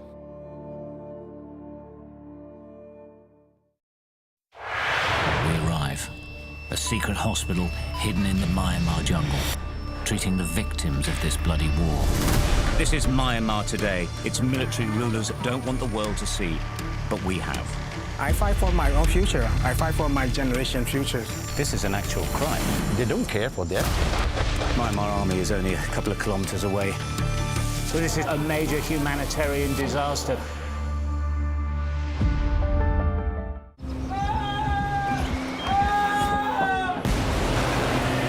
The most significant day of this conflict. They keep telling us that they want aid. And this is what's left of it. Heavy vehicle. Why only in America? People want their country to work. Just want to drop in a normal life. Why are these homes empty? I want you to be honest with people. That has happened within minutes.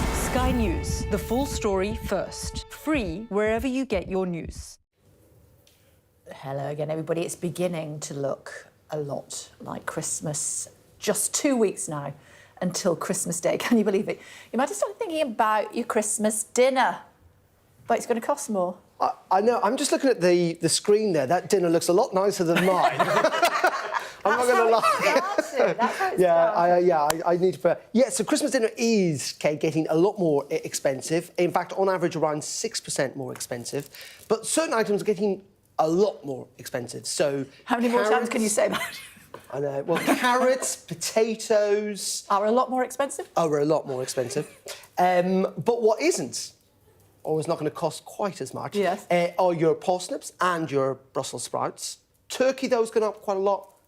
This is the bargain this year, not necessarily this brand. I just mean in terms of wine, there's actually been no increase at all in the cost of wine. So it's a bit of a mixed bag, but all in all, it's going to cost a bit more this year. Actually, quite a lot more. I mean, 6% is well above inflation. So, you know, if you are getting a Christmas dinner, it might be quite good to shop around. OK. And you were giving us your Christmas tips. Yeah, I did say that, and then I realised, have I got any? Stuffing, by the way, that... I said I know that I love parsnips. I decided actually stuffing's the best bit of Christmas dinner. It's not gone up by quite as much. A bit of onion and sage stuffing is very tasty. Don't you think? No? Pigs in blankets. Pigs in blankets. Yeah. They're actually not included in this. Well, that would have gone up, won't it? Cauliflower, is that a Christmas thing? Not really. No, Not that's really. what I thought. Had it last weekend, though, and it was very nice. And it's gone up in price as well. Did you say a massive amount, like 14%? It's gone up. Cauliflower's gone up 14%. See, I was listening. Potatoes have gone up 16%. Wow. Carrots have gone up 11%. But the old Brussels sprout has only gone up by 1%, and a parsnip has gone up by 12%. What does that tell you about what people really think of Brussels sprouts? Demand's not there. One of your 5 a day. They're great. More than that. They're like mini little cabbages. And how do you prep them? I would cover them with some creme fraiche and bacon. He's listening. Yes. He's listening. Don't say I don't learn anything new. And what other option was available? I just boil them. Oh, gross. Oh, no. And chestnuts in them as well. Chestnuts. Yeah. Actually, yes. And then I'm as unsurprisingly, I'm not a very good cook. I don't think that will come as a surprise to me. Parsnip puree as well, quite a fan of. So you boil them in with milk, double cream and butter. Like, it's not great for the old cholesterol, but then blitz it all up. Very nice. And you prefer goose, duck? No, turkey and anything, to be honest, whatever you've got going on. I'll have, as long as there's lots of gravy, I'll be happy. Because northern girls love gravy. That's what we need. Plenty of it. Keep it coming. Exactly right. What do you put in your gravy? I put jam and mustard in my gravy. Oh, that sounds amazing. Yeah. Makes it a little tiny bit sweet, but then a little bit tangy. You can sometimes put a few extra drops of something like soy sauce or Worcestershire sauce can really bring out an amazing, but also a lot of red wine. I love that. There's a joke often on Instagram about the 3 things that are the most difficult thing to say. I'm sorry, I love you, and Worcestershire sauce. Is that a hint at how badly I just said it? No, just reminded me of it. You said it perfectly. We haven't talked about this just briefly. Go on then. So Christmas pudding has also gone up, but only by 4.4%. So actually, it's still pretty good, and it's a heart attack on a plate, is what it is. It smells so good. It does smell good. It does smell good. It does. Christmas pudding is essentially just smells like Christmas, doesn't it? Yeah. And do you put booze on the top and light it? I try to with some custard. I actually had some brandy custard the other day. Yes. That is good. Yeah. Brandy cream as well. Oh, yeah, that works too. Just before you go, a little lift of your Christmas spirits, because you were moaning about the weather, weren't you? Bowie, the Labradoodle puppy, has been helping a charity spread kindness, one delivery at a time. There she is. She began riding out on deliveries for a charity with his owner. Organisers say his presence helped to take away embarrassment felt by some of those needing help with the cost of living at Christmas. The charity, based in God's own country, helps families by handing out essential surplus goods such as food, hygiene products and cleaning supplies that have been donated by businesses. And it gets better. She's on the programme later. He's on the programme later on. I know. With his little Christmas jumper? Of course. Hope so. I sincerely hope so. There he is. We've been to the Brick, this programme, several times before. In fact, did you not come with me when I went up to the Brick? I don't know. Oh, I don't think so. Well, OK. Well, it's a charity that is a multi-hub, and it helps people who are struggling, not least with the price of Christmas dinner. Indeed. I mean, and that's the thing, you know, I think the average Christmas dinner is going to cost £32 this year. Yeah. That's a lot of money for a lot of people. And I know I've been joking around a little bit, but there is a serious edge to this, which is it is going to be more expensive for millions of people this year, and that puts pressure on family finances, and it's difficult. And so I think the best thing always to do, and I know it's a cliche, but it is actually just to shop around, and you will be able to find some deals. But maybe the good news is that actually the best bits of Christmas dinner are the bits that have not gone up that much in price. Yeah, you make a very good point.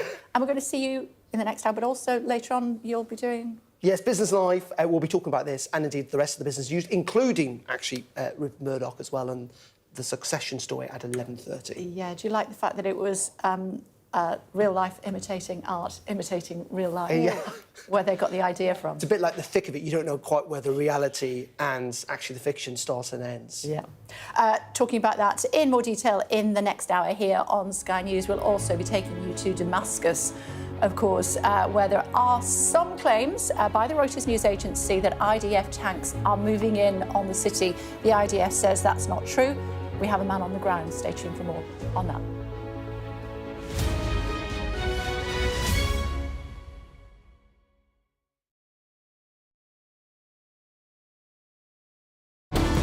Jubilation in the streets, while some emotional. This is a political victory for Prime Minister Modi and his Hindu Nationalist Party. I'm Neville Lazarus, and I'm Sky's reporter based in Delhi. Companies like these are helping India in its trajectory to be a serious player in space exploration. Sky News, get the full story first.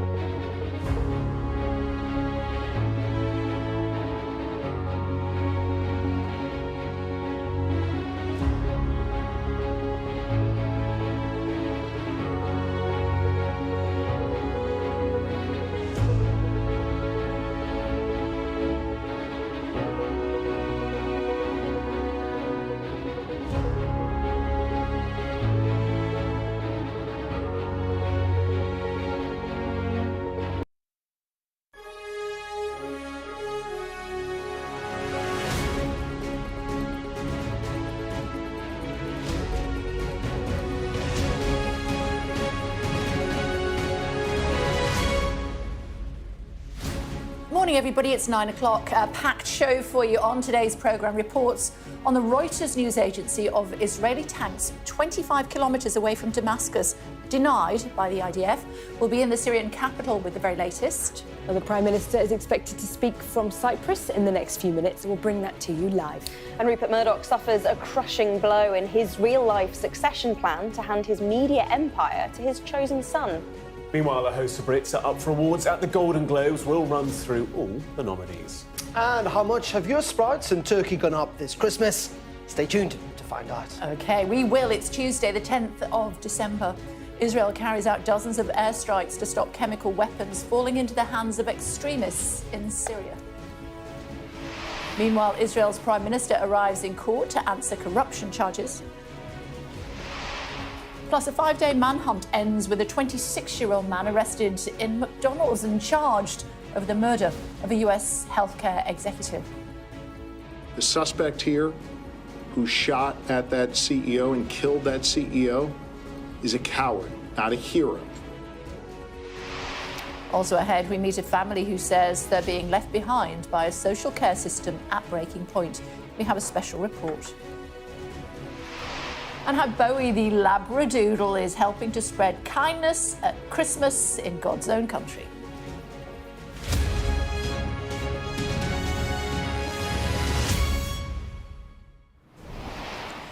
Good morning. We start with reports that Israeli tanks are 25 kilometres away from the Syrian capital of Damascus. The Reuters news agency is reporting the development, quoting 3 separate security sources. Israel denies the claims, saying they remain inside a UN buffer zone in the occupied Golan Heights. Dominic Waghorn has the latest from Damascus. These were reports from Al Mayadeen, a Lebanese outlet, and then Reuters picked them up and said they'd had them confirmed by Syrian security sources that Israeli tanks had moved beyond the buffer zone. The Israelis have taken a small chunk of Syrian territory that they say is a security buffer zone in the wake of what's been happening here, these tumultuous events, the overthrow of the Assad regime. But the reports this morning were that these tanks, these forces had then moved out of that zone and were coming towards Damascus, which, as you can imagine, has caused deep concern, mounting alarm, adding to the sort of post-revolutionary jitters here. But we have been talking to villagers in the immediate area, so villagers that have eyes on that border. And they said they've not seen any military activity beyond what's already been happening there in the last few days. No tanks rolling towards Damascus, at least. And on the official Facebook pages of the provincial government there, they say the same. Reuters have claimed that 3 security sources in the Syrian government do think that the Israelis are certainly moving military assets into their country and rolling them towards Damascus. But as I say, there's no activity of that kind, and the Israelis have denied this incursion. So I think it's fair to say that what we can say from the Syrian capital is all this is obviously causing nervousness and jitters. This has been a pretty bloodless revolution after Aleppo. Revolutionary forces moved into Hama and then Homs and Damascus, which fell really without much of a shot being fired. And the revolutionary forces say they want to have a transition government. So they're trying to project an idea of a kind of evolution, a kind of a transition of power that will be calm and ordered. And I think Syrians are reassured by that, elated by the overthrow of the Assad regime. But concerned about the possibility of an extremist Islamist movement being in the ascendancy and possibly taking complete control of the country if its assurances aren't followed through on. What they also are very worried about, Kay, is the endless Israeli airstrikes. It's subsided a bit this morning, but we were in central Damascus yesterday in a position on the roof of one of Bashar al-Assad's palaces, talking to Syrians there. And as we were doing so, you could hear the sort of menacing noise of Israeli jets over us constantly, and every 10, 15 minutes the loud boom of airstrikes reverberating around Damascus, and that's been reported across the country. Alex Rossi has seen even bigger attacks up north. Now, what the Israelis say they're doing is trying to neutralise the threat of chemical weapons stockpiles falling into the hands of these extremist revolutionary groups in Syria. The Syrians we've spoken to say, well, they thought those chemical weapons had been handed over in an international agreement with the Assad regime years ago. They're pretty sceptical about what the Israelis are saying, and they see this as a kind of smokescreen for the Israelis trying to destabilise their sort of fledgling post-revolutionary government here, and they are deeply concerned about that. And obviously these reports of Israeli tanks, which so far, from what we're hearing, are unfounded, are doing nothing to ease the tensions here. Obviously, more from Dominic throughout the course of the day. Meantime, what is the British government doing about people from Syria that want to come here? Well, what they are saying is those who have got their asylum applications already in place, but there hasn't been a decision yet made, they are pausing all of those applications for any Syrian refugees here in the UK trying to claim asylum. And that's really because since the Assad regime has fallen, they're not really quite clear about who's now in charge of Syria and therefore whether people still have a legitimate right to claim asylum because they are fleeing war, persecution, whatever it might be, or not. Angela Eagle, the Home Office Minister, spoke to you earlier in the programme and she explained some of the government thinking behind this decision. We don't really know what kind of regime or system will come out of the chaos that we've seen. We do welcome the fact that the Assad regime, which was brutal, is gone. That's good. But what replaces it is not yet clear, and that is why we have to pause asylum claims and wait to see what happens. Darren's joined us, chatting to him in just a second. Keir Starmer, anytime now? Yes, in the next, 10 minutes or so, we should hear from the Prime Minister. He's in Cyprus. Earlier this morning, he's been meeting with the Cypriot president. They had a kind of tête-à-tête bilateral meeting, as it were. It's the first for 53 years, actually, that a UK Prime Minister and a Cypriot president have met. So quite historic. Both of them said it was so. And also, Keir Starmer talked about how the two nations could take their relationship in an even stronger level, really, trying to, there they are, show that actually that bilateral relationship between Cyprus and the UK can be strengthened even more so. There was also a ceremonial arrival, guard of honour as well, so lots of other kind of pomp and circumstance this morning. And then we should hear from the PM about 10 minutes or so from Cyprus. He's going to be addressing troops and there's going to be mingling with them afterwards and then serving lunch with military personnel and their families as well. I'm glad you talked about lunch because he's not Elliot Grover, but he's doing his best. Tell me. So the cost of the average Christmas dinner cake has gone up this year. I mean, let's be honest about this, it goes up pretty much most years, but it's gone up by 6.5% this year, which is well above inflation. Inflation's actually come down quite a lot over the last couple of months. And what it does mean is that the average Christmas dinner is now going to cost £32.65 for people up and down the country. And one of the reasons is that some of the staples that actually we rely on, particularly vegetables like cauliflower, potatoes, like your parsnips, have all gone up quite a lot, over 10%. What hasn't gone up so much, thankfully, is Brussels sprouts, because we all know everyone loves a Brussels sprout, don't they? And also, not everyone loves a Brussels sprout. I love a Brussels sprout. Sparkling wine, though, or wine in general, actually has been... Look at this, it's pretty flat, not the sparkling wine in general. Cranberry sauces have gone up quite a lot. Has it? Yeah, it's gone up by nearly 10% as well, actually. Wow. But your Christmas pudding is still relatively good value for money. And your turkey, again, slightly concerning, it's gone up by 8.5% on average. So it's looking at nearly 15 quid, actually, for a decent chunk of turkey this Christmas. OK, well, let's ask the farmer. Is it because of the weather? Bit of the weather and also the fact that all of the cost of production has gone up as well. So cost of feed, cost of fertiliser, cost of electricity, all the manpower that goes into raising livestock. And also it's not just the UK, so poor sultana harvest in Turkey this year. Price per tonne was up to $4,000 a tonne at one point, so that's why mince pies and also some of your Christmas puddings will be a bit higher up as well. What, mince pies? Oh, no. I saw a box of mince pies in the shop the other day for £12. Excuse me? I was like, what's in those? How many? In the box? What's in those mince pies? Where are you shopping? That's the bigger question. Well, I clearly wasn't shopping there, I can tell you that. Yeah, overheard in Waitrose. Other supermarkets are available. Thank you very much indeed. Thanks. We'll see you a bit later on.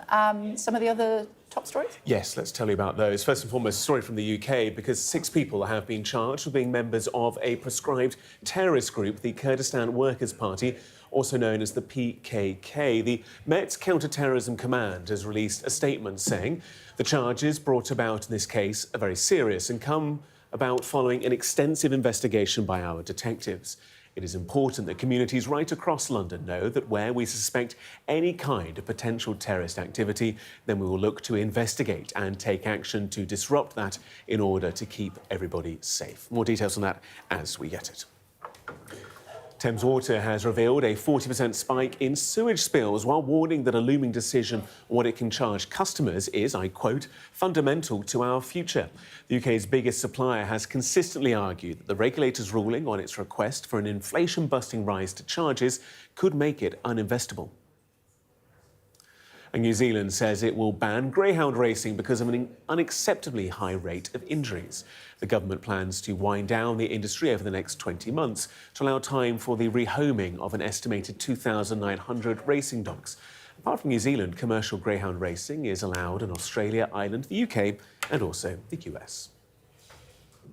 Nick's here with a story about the state of social care in this country. Morning. Good morning, Kay. As you know, we're looking at social care, the demand placed on services and, frankly, the struggle to pay for it. And today we've got a shocking story which I think goes to the heart of why social care has so many problems. It's about a man called Simon, a very vulnerable guy who was fundamentally let down by the very person who was tasked to care for him.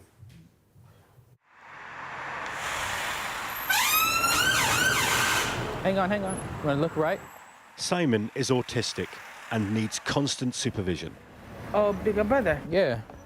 He's not aware of danger. He's not aware of things that might harm him. Oh, no. Oh, see, he just goes in and out. It's very easy for him to get lost and get into some trouble. In May, Simon was taken into town by his carer, but the carer left him alone in a coffee shop while he went to the toilet, and Simon wandered off. The carer called Ben in a panic. Hello? Hello, Ben. Yeah. I have an issue now. What happened?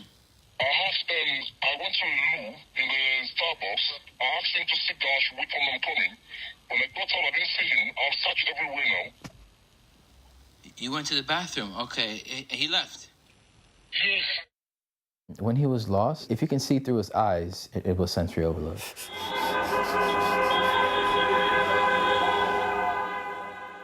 The council and the social workers apologized. She said, oh, we're sorry, we'll have to do a safeguarding review. I said, please do the safeguarding review as soon as possible. She has been radio silent ever since.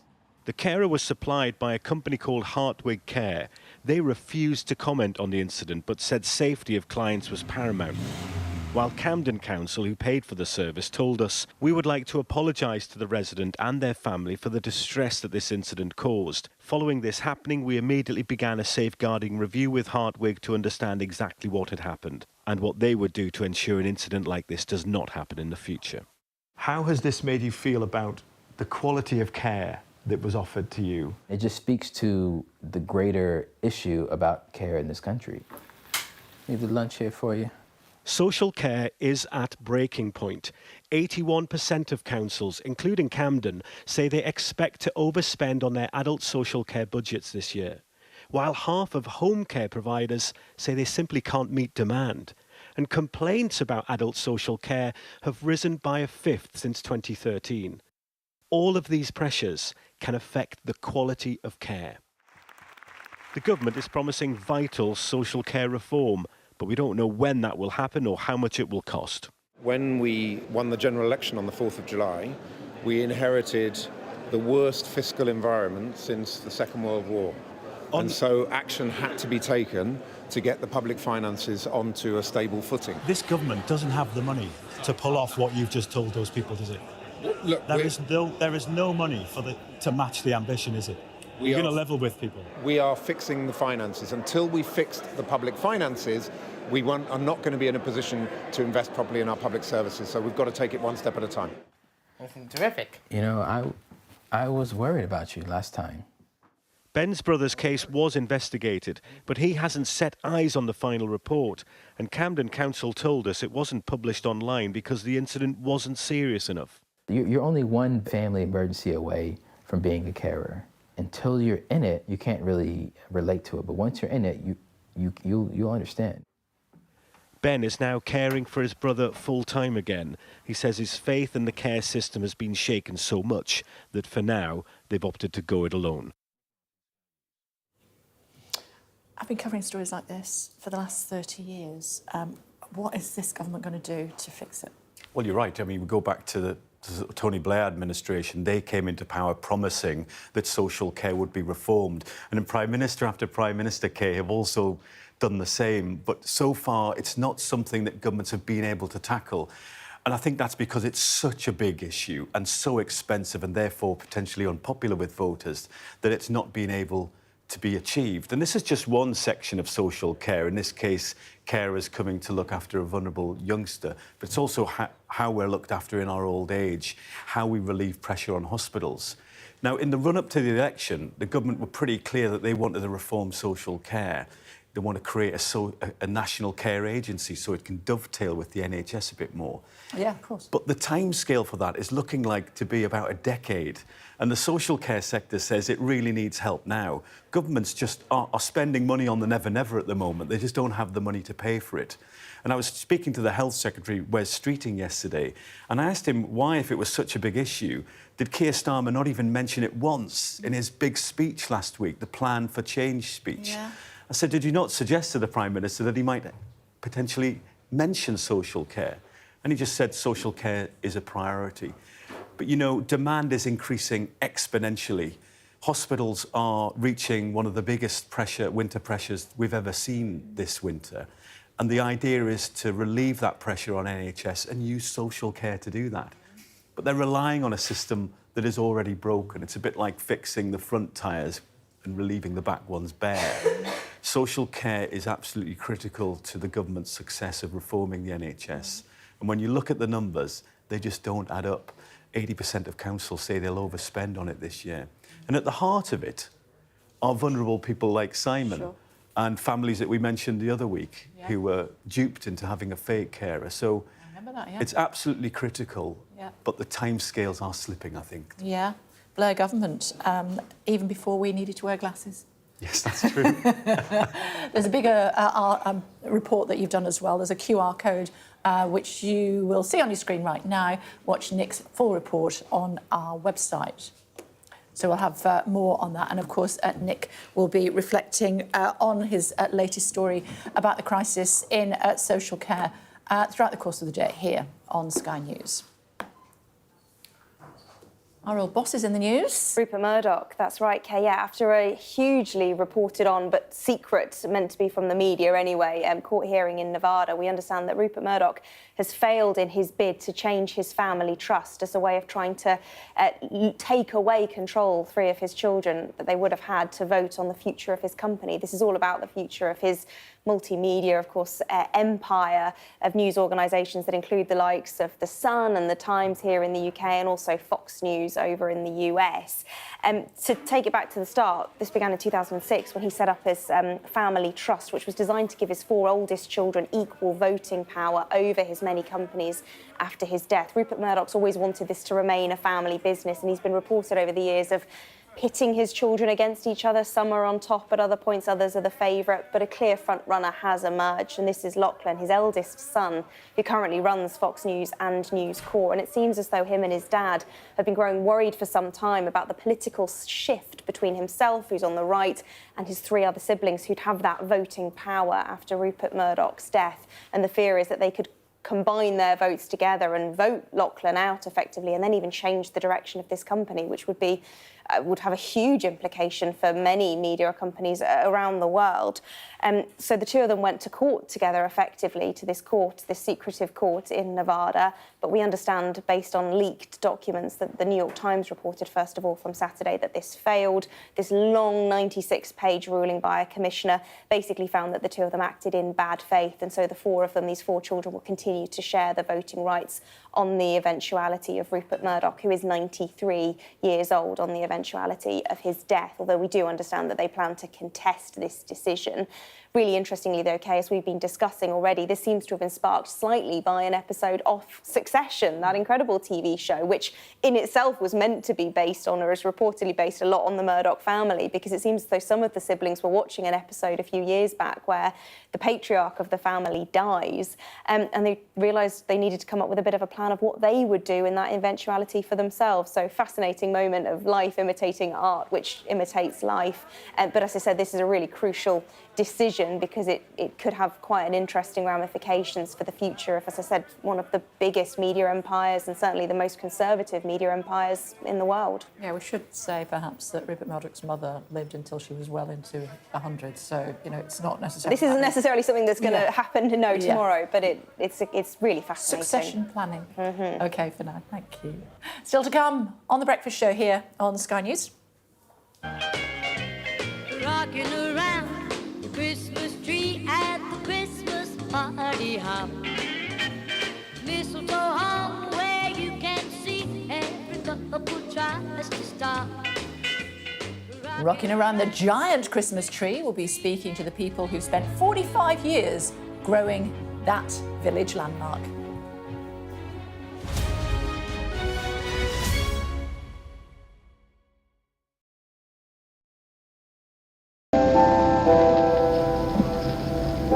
I'm Stuart Ramsey, and I'm Sky's chief correspondent. An enormous explosion that's just come down. I think it was a monster just landed in between us. Hundreds and hundreds of people hoping to get north, ultimately to get to the United States. It's a border where they're not welcome, yet they keep coming. We saw snatch squads going in, grabbing people, taking them out and putting them into trucks and taking them away. They make about 50 kilos of fentanyl a week. It's incredibly dangerous and toxic stuff. There's been an upsurge in deaths. The fighting between the gangs is getting more and more vicious. Is this now all your territory? Yeah. The battlefield is outside the barricades, which is over there.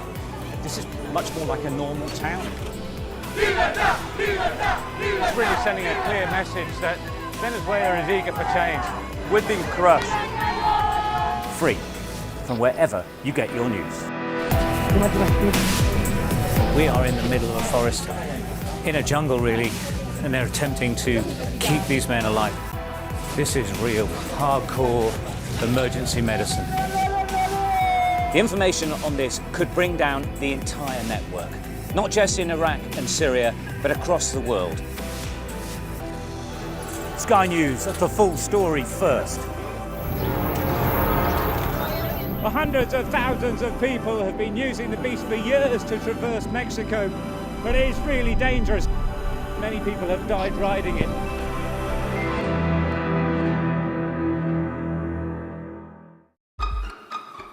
We've got your Sunday mornings covered. From the front page and the sounds of the streets to the voices of the people who make the major calls and big picture politics beyond Westminster. We'll put you at the heart of our story. A new start to Sunday. I'm ready. Are you? Join me, Trevor Phillips, Sunday mornings on Sky News. Play Sky News. From the Sky News Centre at 7. Now that you're up to date, we can go into a bit more detail. Things can change incredibly quickly. Taken by surprise. Have you ever known a moment like this in British politics before? Yes. Cheers. We'll start with breaking news. Let's get the latest on the ground. So, by the end, we'll hopefully all understand what's going on in the world just that little better.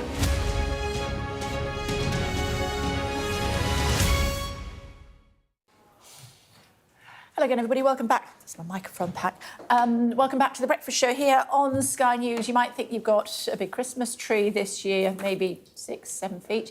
But one couple from Inkbarrow in Worcestershire have reached a new high and they've agreed to talk to us. Their 50-foot tree is quite the tourist attraction, bringing the local community together every year and raising thousands of pounds for charity. Avery and Chris Rowland are with us. It's good to see you. Hello, good morning. Good morning. Good morning. Hi. Hi. Tell me about the tree. You first got it, what, in 1979? Yes, we moved into the house in 1978 in November, and the village has no lights, no street lights.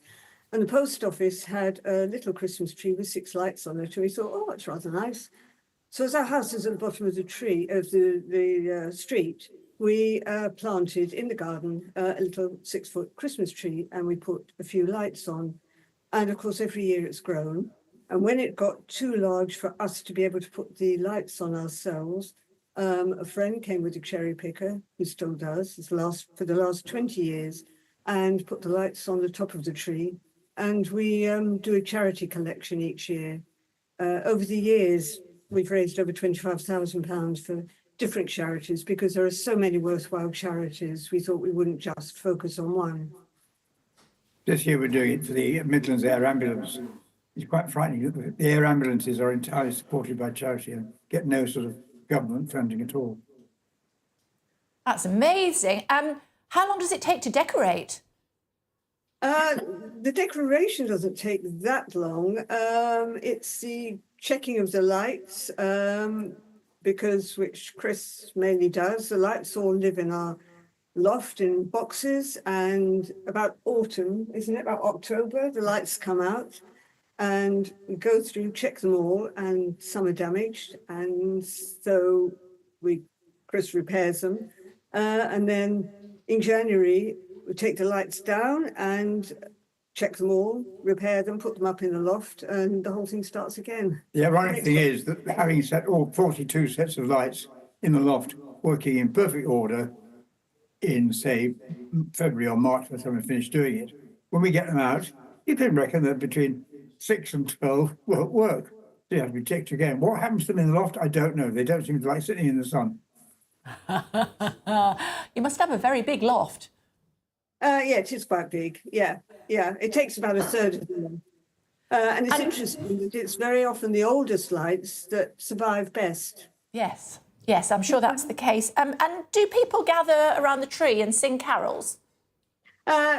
Well, no, we have had this year was disastrous. It was last Saturday, and the storm it was terrible. We had to cancel things. But for the last few years, we've had a fairground organ playing carols. We've had a children's vintage roundabout. It's all in our front garden. We've had refreshments, and we've had fireworks. And for the last few years, we've raised over £800 just on the night for the charity. This year, of course, it all went rather sadly wrong. We gradually dropped off things one by one, and at the final thing, we were just going to have the fireworks. The wind was so dangerous, we thought, not a good idea to set out of the road as well as lighting the tree up, so we didn't even let the fireworks off.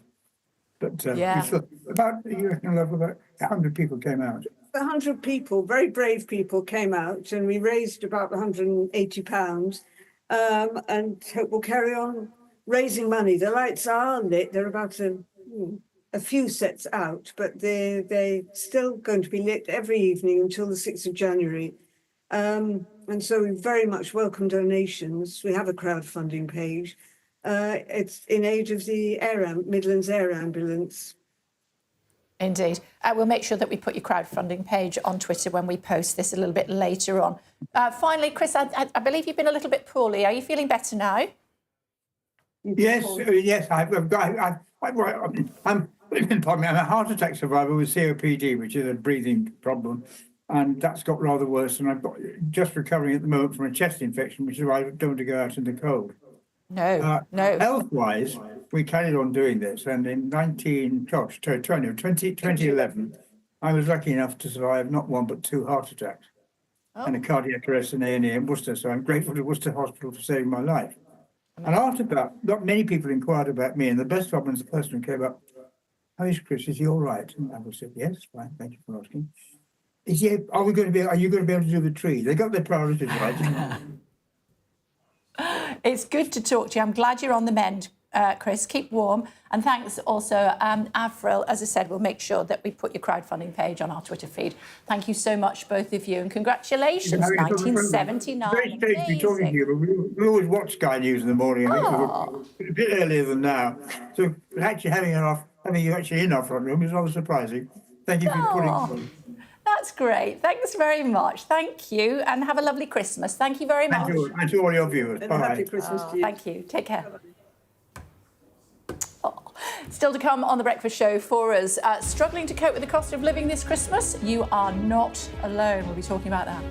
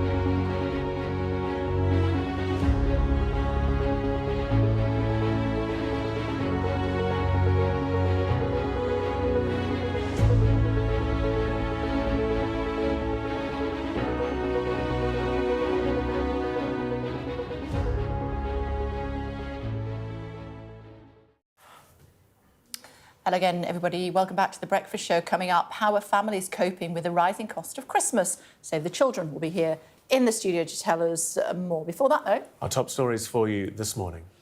The Reuters news agency is reporting that Israeli tanks are 25 kilometres from Syria's capital, Damascus. That's been denied by the IDF. Israel has also carried out dozens of airstrikes on Syria. They say it's to stop chemical weapons falling into the hands of extremists. The Home Office in the UK has paused decisions on Syrian asylum claims as it waits to assess the unfolding situation in the country. Israel's Prime Minister Benjamin Netanyahu has arrived in court to take stand in his corruption trial. Netanyahu is facing charges of fraud, breach of trust and bribery. He denies any wrongdoing and has pleaded not guilty. The trial has been delayed due to Israel's war against the armed group Hamas. And a 5-day manhunt has ended as 26-year-old Luigi Mangione has been charged with murdering the chief executive of one of America's biggest health insurance firms in New York. Now, with food prices going up and higher energy prices predicted to become the new normal, more families are struggling to cope with costs during the winter months. More than half of children in the UK live in poverty. And Save the Children says that figure is expected to rise. Let's speak now to Rihanna. She's a 23-year-old mum of 2, soon to be 3, from Sheffield, who received a Save the Children Early Years grant in 2023. It's good to see you. Thanks for joining us, Rihanna. What difference did that grant make to you? A massive difference, to be honest. I didn't actually know that we could get things like that. But obviously my little girl goes to nursery, the Meadows in Shirecliffe, and that's where I heard about the grant. And yeah, it just helped us massively with gas bills and food and just making sure that we've got fresh fruit and vegetables in for our children. Just being able to not have to worry just for a couple of weeks, so that we could actually fill up our fridge and our cupboards and still be able to put gas on to keep our children warm. Tell us the difference that it last Christmas, what it was like last year and the challenges that you did face then before you got the grant. Yeah, so like I said, it was just making sure that the house stayed warm. It was like a choice between making sure my children had nutritious meals to eat or putting gas on to keep them warm. We should never have to choose between those two. And I think it's ridiculous that a lot of families are having to choose whether to feed their kids good meals or whether to keep them warm. So the grant helped me basically do both without having to worry. And when's the little one due? She's due in March. Oh, lovely. And how are you feeling? All okay? All right, actually, yeah. All 3 of my pregnancies have been great, to be honest, so I can't complain. That's good. And I'm glad you got the grant to help you through a tricky time, Rihanna. Enjoy Christmas and thanks for taking the time to join us. Thank you. Yeah, you too. Thank you. Thank you. Well, let's talk to Megan Meek-O'Connor, who is policy lead at Save the Children. It's good to see you. Grants like that make all the difference. Yeah, they make a huge difference and we provide them throughout the year, but over the last couple of years, we've seen a doubling of the number of grants that we give through the winter months compared to the summer months, because winter's just harder on everyone. I think everyone at the moment has seen that energy prices have become the new normal, but for families who are on lower incomes, they spend a much higher proportion of their income on energy.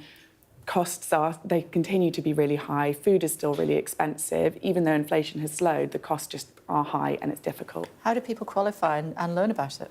So we deliver these grants through a network of local partners. Those are sort of children's centres, pantries, places where families are going to for support. And then those networks refer these families to us when they're especially in need. And it can be for things like you heard from Rihanna, things like food, but it can also be for household items, pieces of furniture that the family don't have and really need.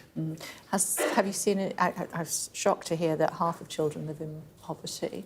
Have you seen, as a charity, the demand increasing? So, yeah, there are now 4 million children living in poverty. And we are really expecting to see a surge in demand. We're expecting poverty to rise and keep on rising unless action is taken.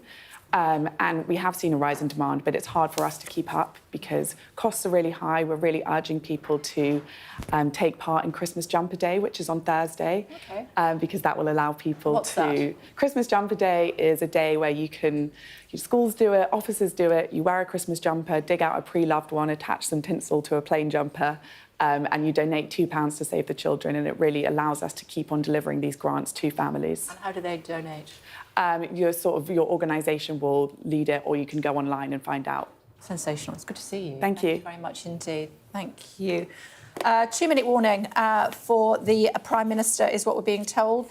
He is in Akrotiri, and we'll hear from him very shortly indeed. Before that, let's talk about the Premier League referee, David Coote. He's been sacked after an investigation into his conduct. There he is. Let's bring in Rob. Hi, Rob. Please just be aware that we may have to go to the Prime Minister at any moment. Just tell us what's happened with this. Yeah, quite an unusual step. The Premier League's refereeing body having to fire a referee, David Coote. Really, his judgment and integrity had started to be called into question. A series of escalating number of allegations, starting with disparaging the then Liverpool manager Jurgen Klopp in a video leaked online by a fan. Then various conversations with friends starting to be posted online as well, talking about a yellow card ahead of a match where a player eventually did receive a yellow card. And Hold that thought. We just want to hear from the Prime Minister. That was to stand here and have the opportunity to say to you a very simple thing, but a really important thing, which is thank you. Thank you for everything that you do for our country. And I say that as me, I say that as Prime Minister, head of the government, on behalf of the government, but I also, and importantly, say it on behalf of so many citizens back in the UK who would love to be able to stand here and see you and say thank you. Millions of people in the UK who would love to be on this stage having the opportunity to personally say to you thank you on their behalves, on behalves of their families and their communities for what you're doing, because they're so proud of what you do. They don't have that opportunity, but through me, I want to extend that to you, and I want you to feel that from across the whole of the country, because here you are a long way from home, but back at home, everybody so appreciates what you are doing. And I think it's very important at the end of the year, as we come towards Christmas, I've seen some of the decorations up on my way in, but it is a period to remember that not everybody here will necessarily have their family with them. Some will, some won't. Many of you will be missing out on the wider family experience back at home, but also it's a time to reflect towards the end of the year on what for you has been an incredibly busy year. And when I say thank you, I want to extend that to all of your families and the staff and everybody that forms the team here, because they've also made a huge contribution. You do it year in, year out, wherever you are. But this year, I think, particularly from this space, has been extraordinarily busy because the challenges have been intense, and we've asked you over and over again to step up, whether that's Operation Shader, which of course has been ongoing for some time, whether that's the work that you do, dropping stuff in Gaza, much needed, difficult work, but also the evacuation work, which a number of you will have been involved in. And I know from the planning that we had to do for the evacuation that was chopping and changing. We didn't quite know what the plan would have to be, when it would have to be executed, if it would have to be executed. But I want you to know that when I was making decisions about what we would do, when we would do it with my senior team in Downing Street, I knew that you would step up. I knew you'd be professional. I knew that I could say, not just to my team and to our country, but I could say to allies that we would be ready to do whatever was necessary when it was necessary. And that's because I had complete faith in you. And thank you for that, because it gave me the confidence to have those meetings with international leaders and to say the UK will play its part, the UK will be ready. And that's because I had complete trust and faith in what you do, what you're capable of, and your professionalism. And I know that the plan chopped and changed. I know that you had to prepare for one scenario, then it was a different scenario, and then the timings changed, and nothing was certain, as it never is. But each time I knew you would be ready. And the Defence Secretary, remember, John Healey, came out earlier in the year, and he had quite a bit of time here on the base. And he was taken through the plans that have been drawn up by you and your colleagues in great detail as to what was going to happen. And I can tell you, he came back absolutely enthusiastic about your capabilities and absolutely reinforced in what you were doing here. And that's why, at this time of year, I think a thanks to all of you is due. And it should be delivered personally. It's very important that you get to hear it personally. But I recognise it's been a really important, busy year, and this space obviously sort of has multi-dimensions to it. There's a lot of different work that goes on. I'm also aware that some or quite a bit of what goes on here can't necessarily be talked about all of the time.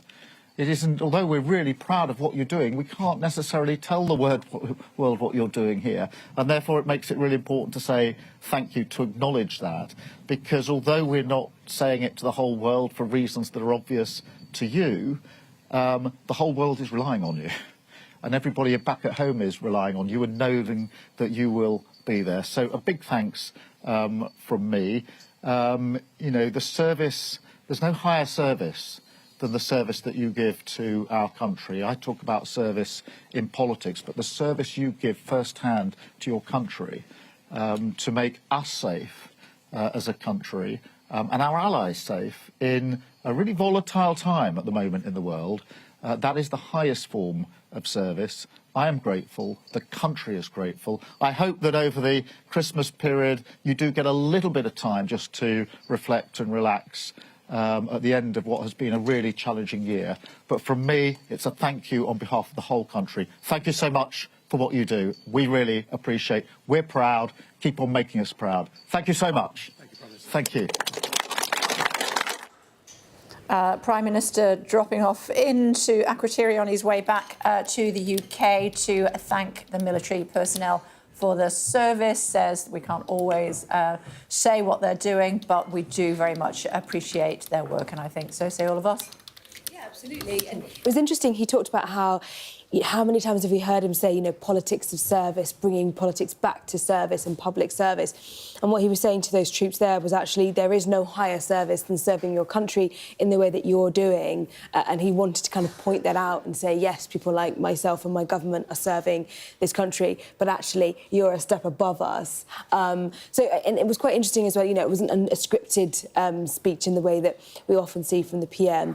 He clearly wanted it to be quite heartfelt. He was talking about how thanks should sometimes be delivered in person, and he wanted to do that face-to-face to some of those troops. He acknowledged the challenges that they'd had as well, how busy they've been over the past year especially, and the amount of work they've been doing.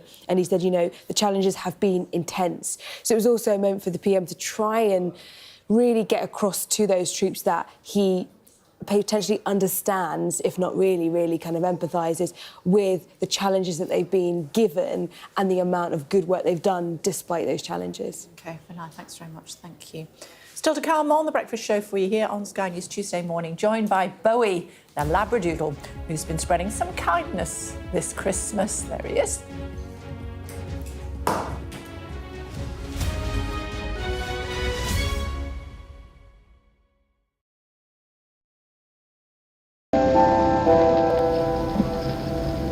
I'm Stuart Ramsey, and I'm Sky's chief correspondent. The enormous explosion has just come down. I think it was a monster just landed in between us. Hundreds and hundreds of people hoping to get north, ultimately to get to the United States. It's a border where they're not welcome, yet they keep coming. We saw snatch squads going in, grabbing people, taking them out and putting them into trucks, but taking them away. They make about 50 kilos of fentanyl a week. It's incredibly dangerous and toxic stuff. We're seeing an upsurge in deaths the fighting between the gangs is getting more and more vicious. Is this now all your territory? Yeah. The battlefield is outside the barricades, which is over there. This is much more like a normal town. It's really sending a clear message that Venezuela is eager for change. We're being crushed. Free from wherever you get your news. We are in the middle of a forest, in a jungle really, and they're attempting to keep these men alive. This is real, hardcore emergency medicine. The information on this could bring down the entire network, not just in Iraq and Syria, but across the world. Sky News, the full story first. Hundreds of thousands of people have been using the beast for years to traverse Mexico, but it is really dangerous. Many people have died riding it.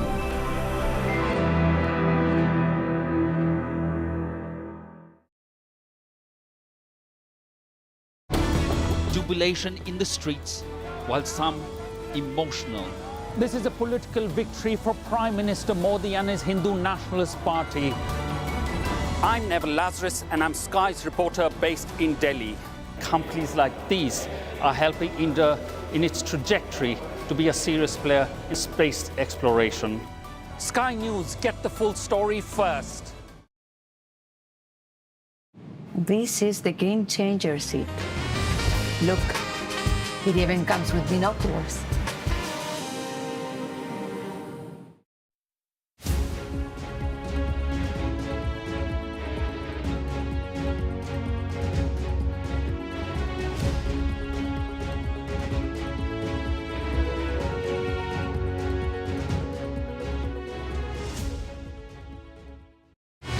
Fly Emirates, fly better. Hello again, everybody. Now, our next guest, Bowie, the Labradoodle, has been helping to spread kindness one delivery at a time this Christmas with his owner, Ollie. The puppy began riding out on deliveries for a charity, and it was noticed that his presence helped to take away embarrassment felt by some of those needing help with the cost of living at Christmas. And I am thrilled to say that they are both with us now. Hi, Ollie. Hello, good morning. Hi, as I can see, you're live in Wigan for us, God's own country this morning. Tell me the story of how you decided to take Bowie out with you to start with. Hi, every time I say Bowie, he moves. Hi, Bowie, who's a good boy? Who's a good boy? Very intense. So he initially just started to come into work. He just become my work dog. I spend a lot of time with Bowie. And it was nice to work for an organisation where I could bring the dog with me.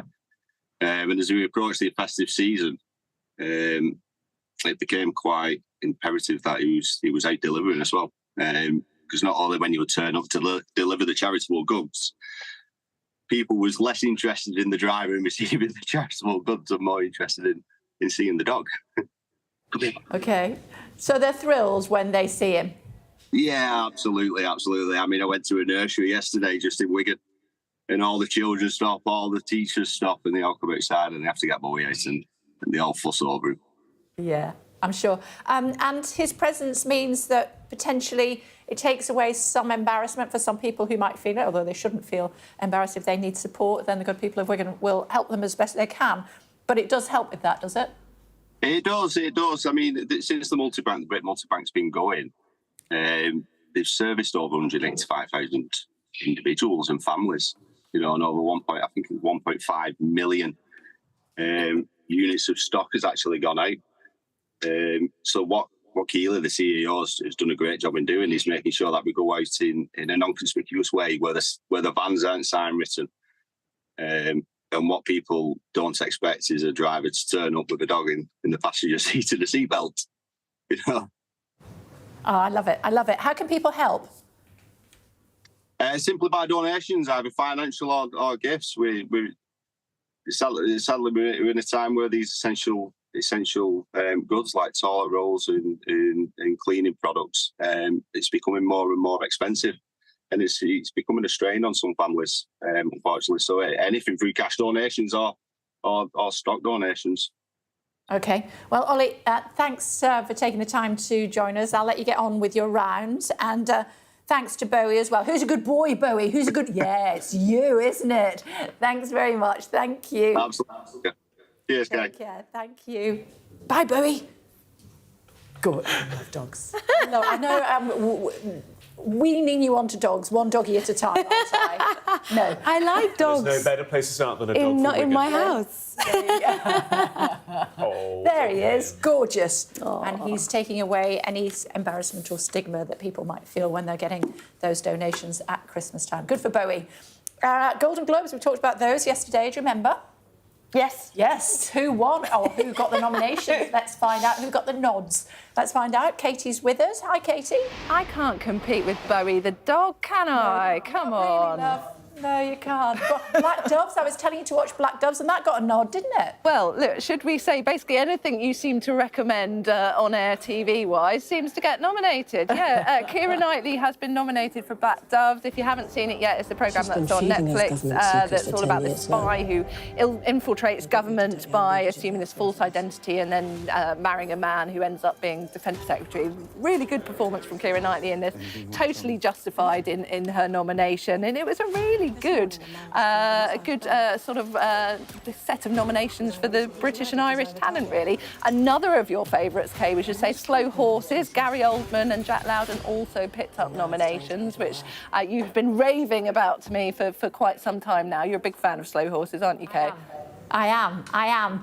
And did I see Wallace and Gromit as well got something?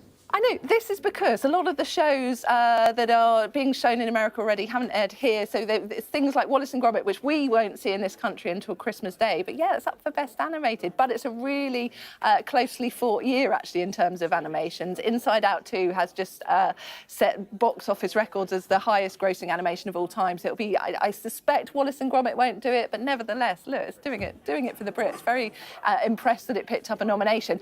Kate Winslet, can we talk about Kate Winslet? Yeah. Absolutely, as well. Nominated not only for playing the war photographer Lee Miller, she's up for Best Drama for that. She's also nominated in the Best Musical Comedy category for Best Actress for her role in The Regime. So she's picked up 2 nominations. I think a lot of people weren't expecting to hear her name mentioned at all, let alone her name mentioned twice. But she's been a terrific year for her because she's been in so many good quality dramas, if you like. And yeah, completely good to have her in the running, in contention.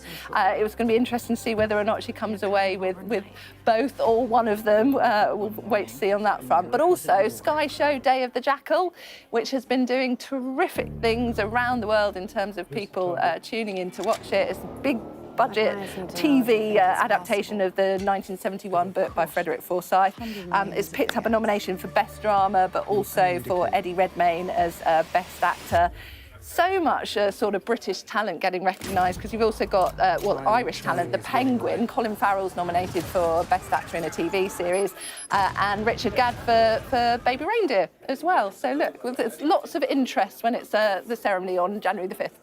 And the other Sky production, Wicked, as well, also nominated. Thanks very much indeed, Katie. Thank you. So it seems I've got the golden touch when it comes to recommending things to watch. I recommend The Breakfast Show on Sky News every morning. Yes. 100%. Don't you think? Yeah. Any of those that you have seen or you want to see? Or Day of the Jackal season finale on Thursday. Very excited. I want to see Dark Doves, is it? Dark Doves? Black Doves. Shows how much I know. I want to see that one with Keira Knightley. I love Keira Knightley. We binge-watched that last weekend and it was ace. Okay. Slow Horses is one of my favourite TV shows of all time. Yes. So I am delighted to see it doing well. Fantastic. And that's it from us for today. Another busy show for you. We will see you tomorrow morning. It's highly recommended. See you then.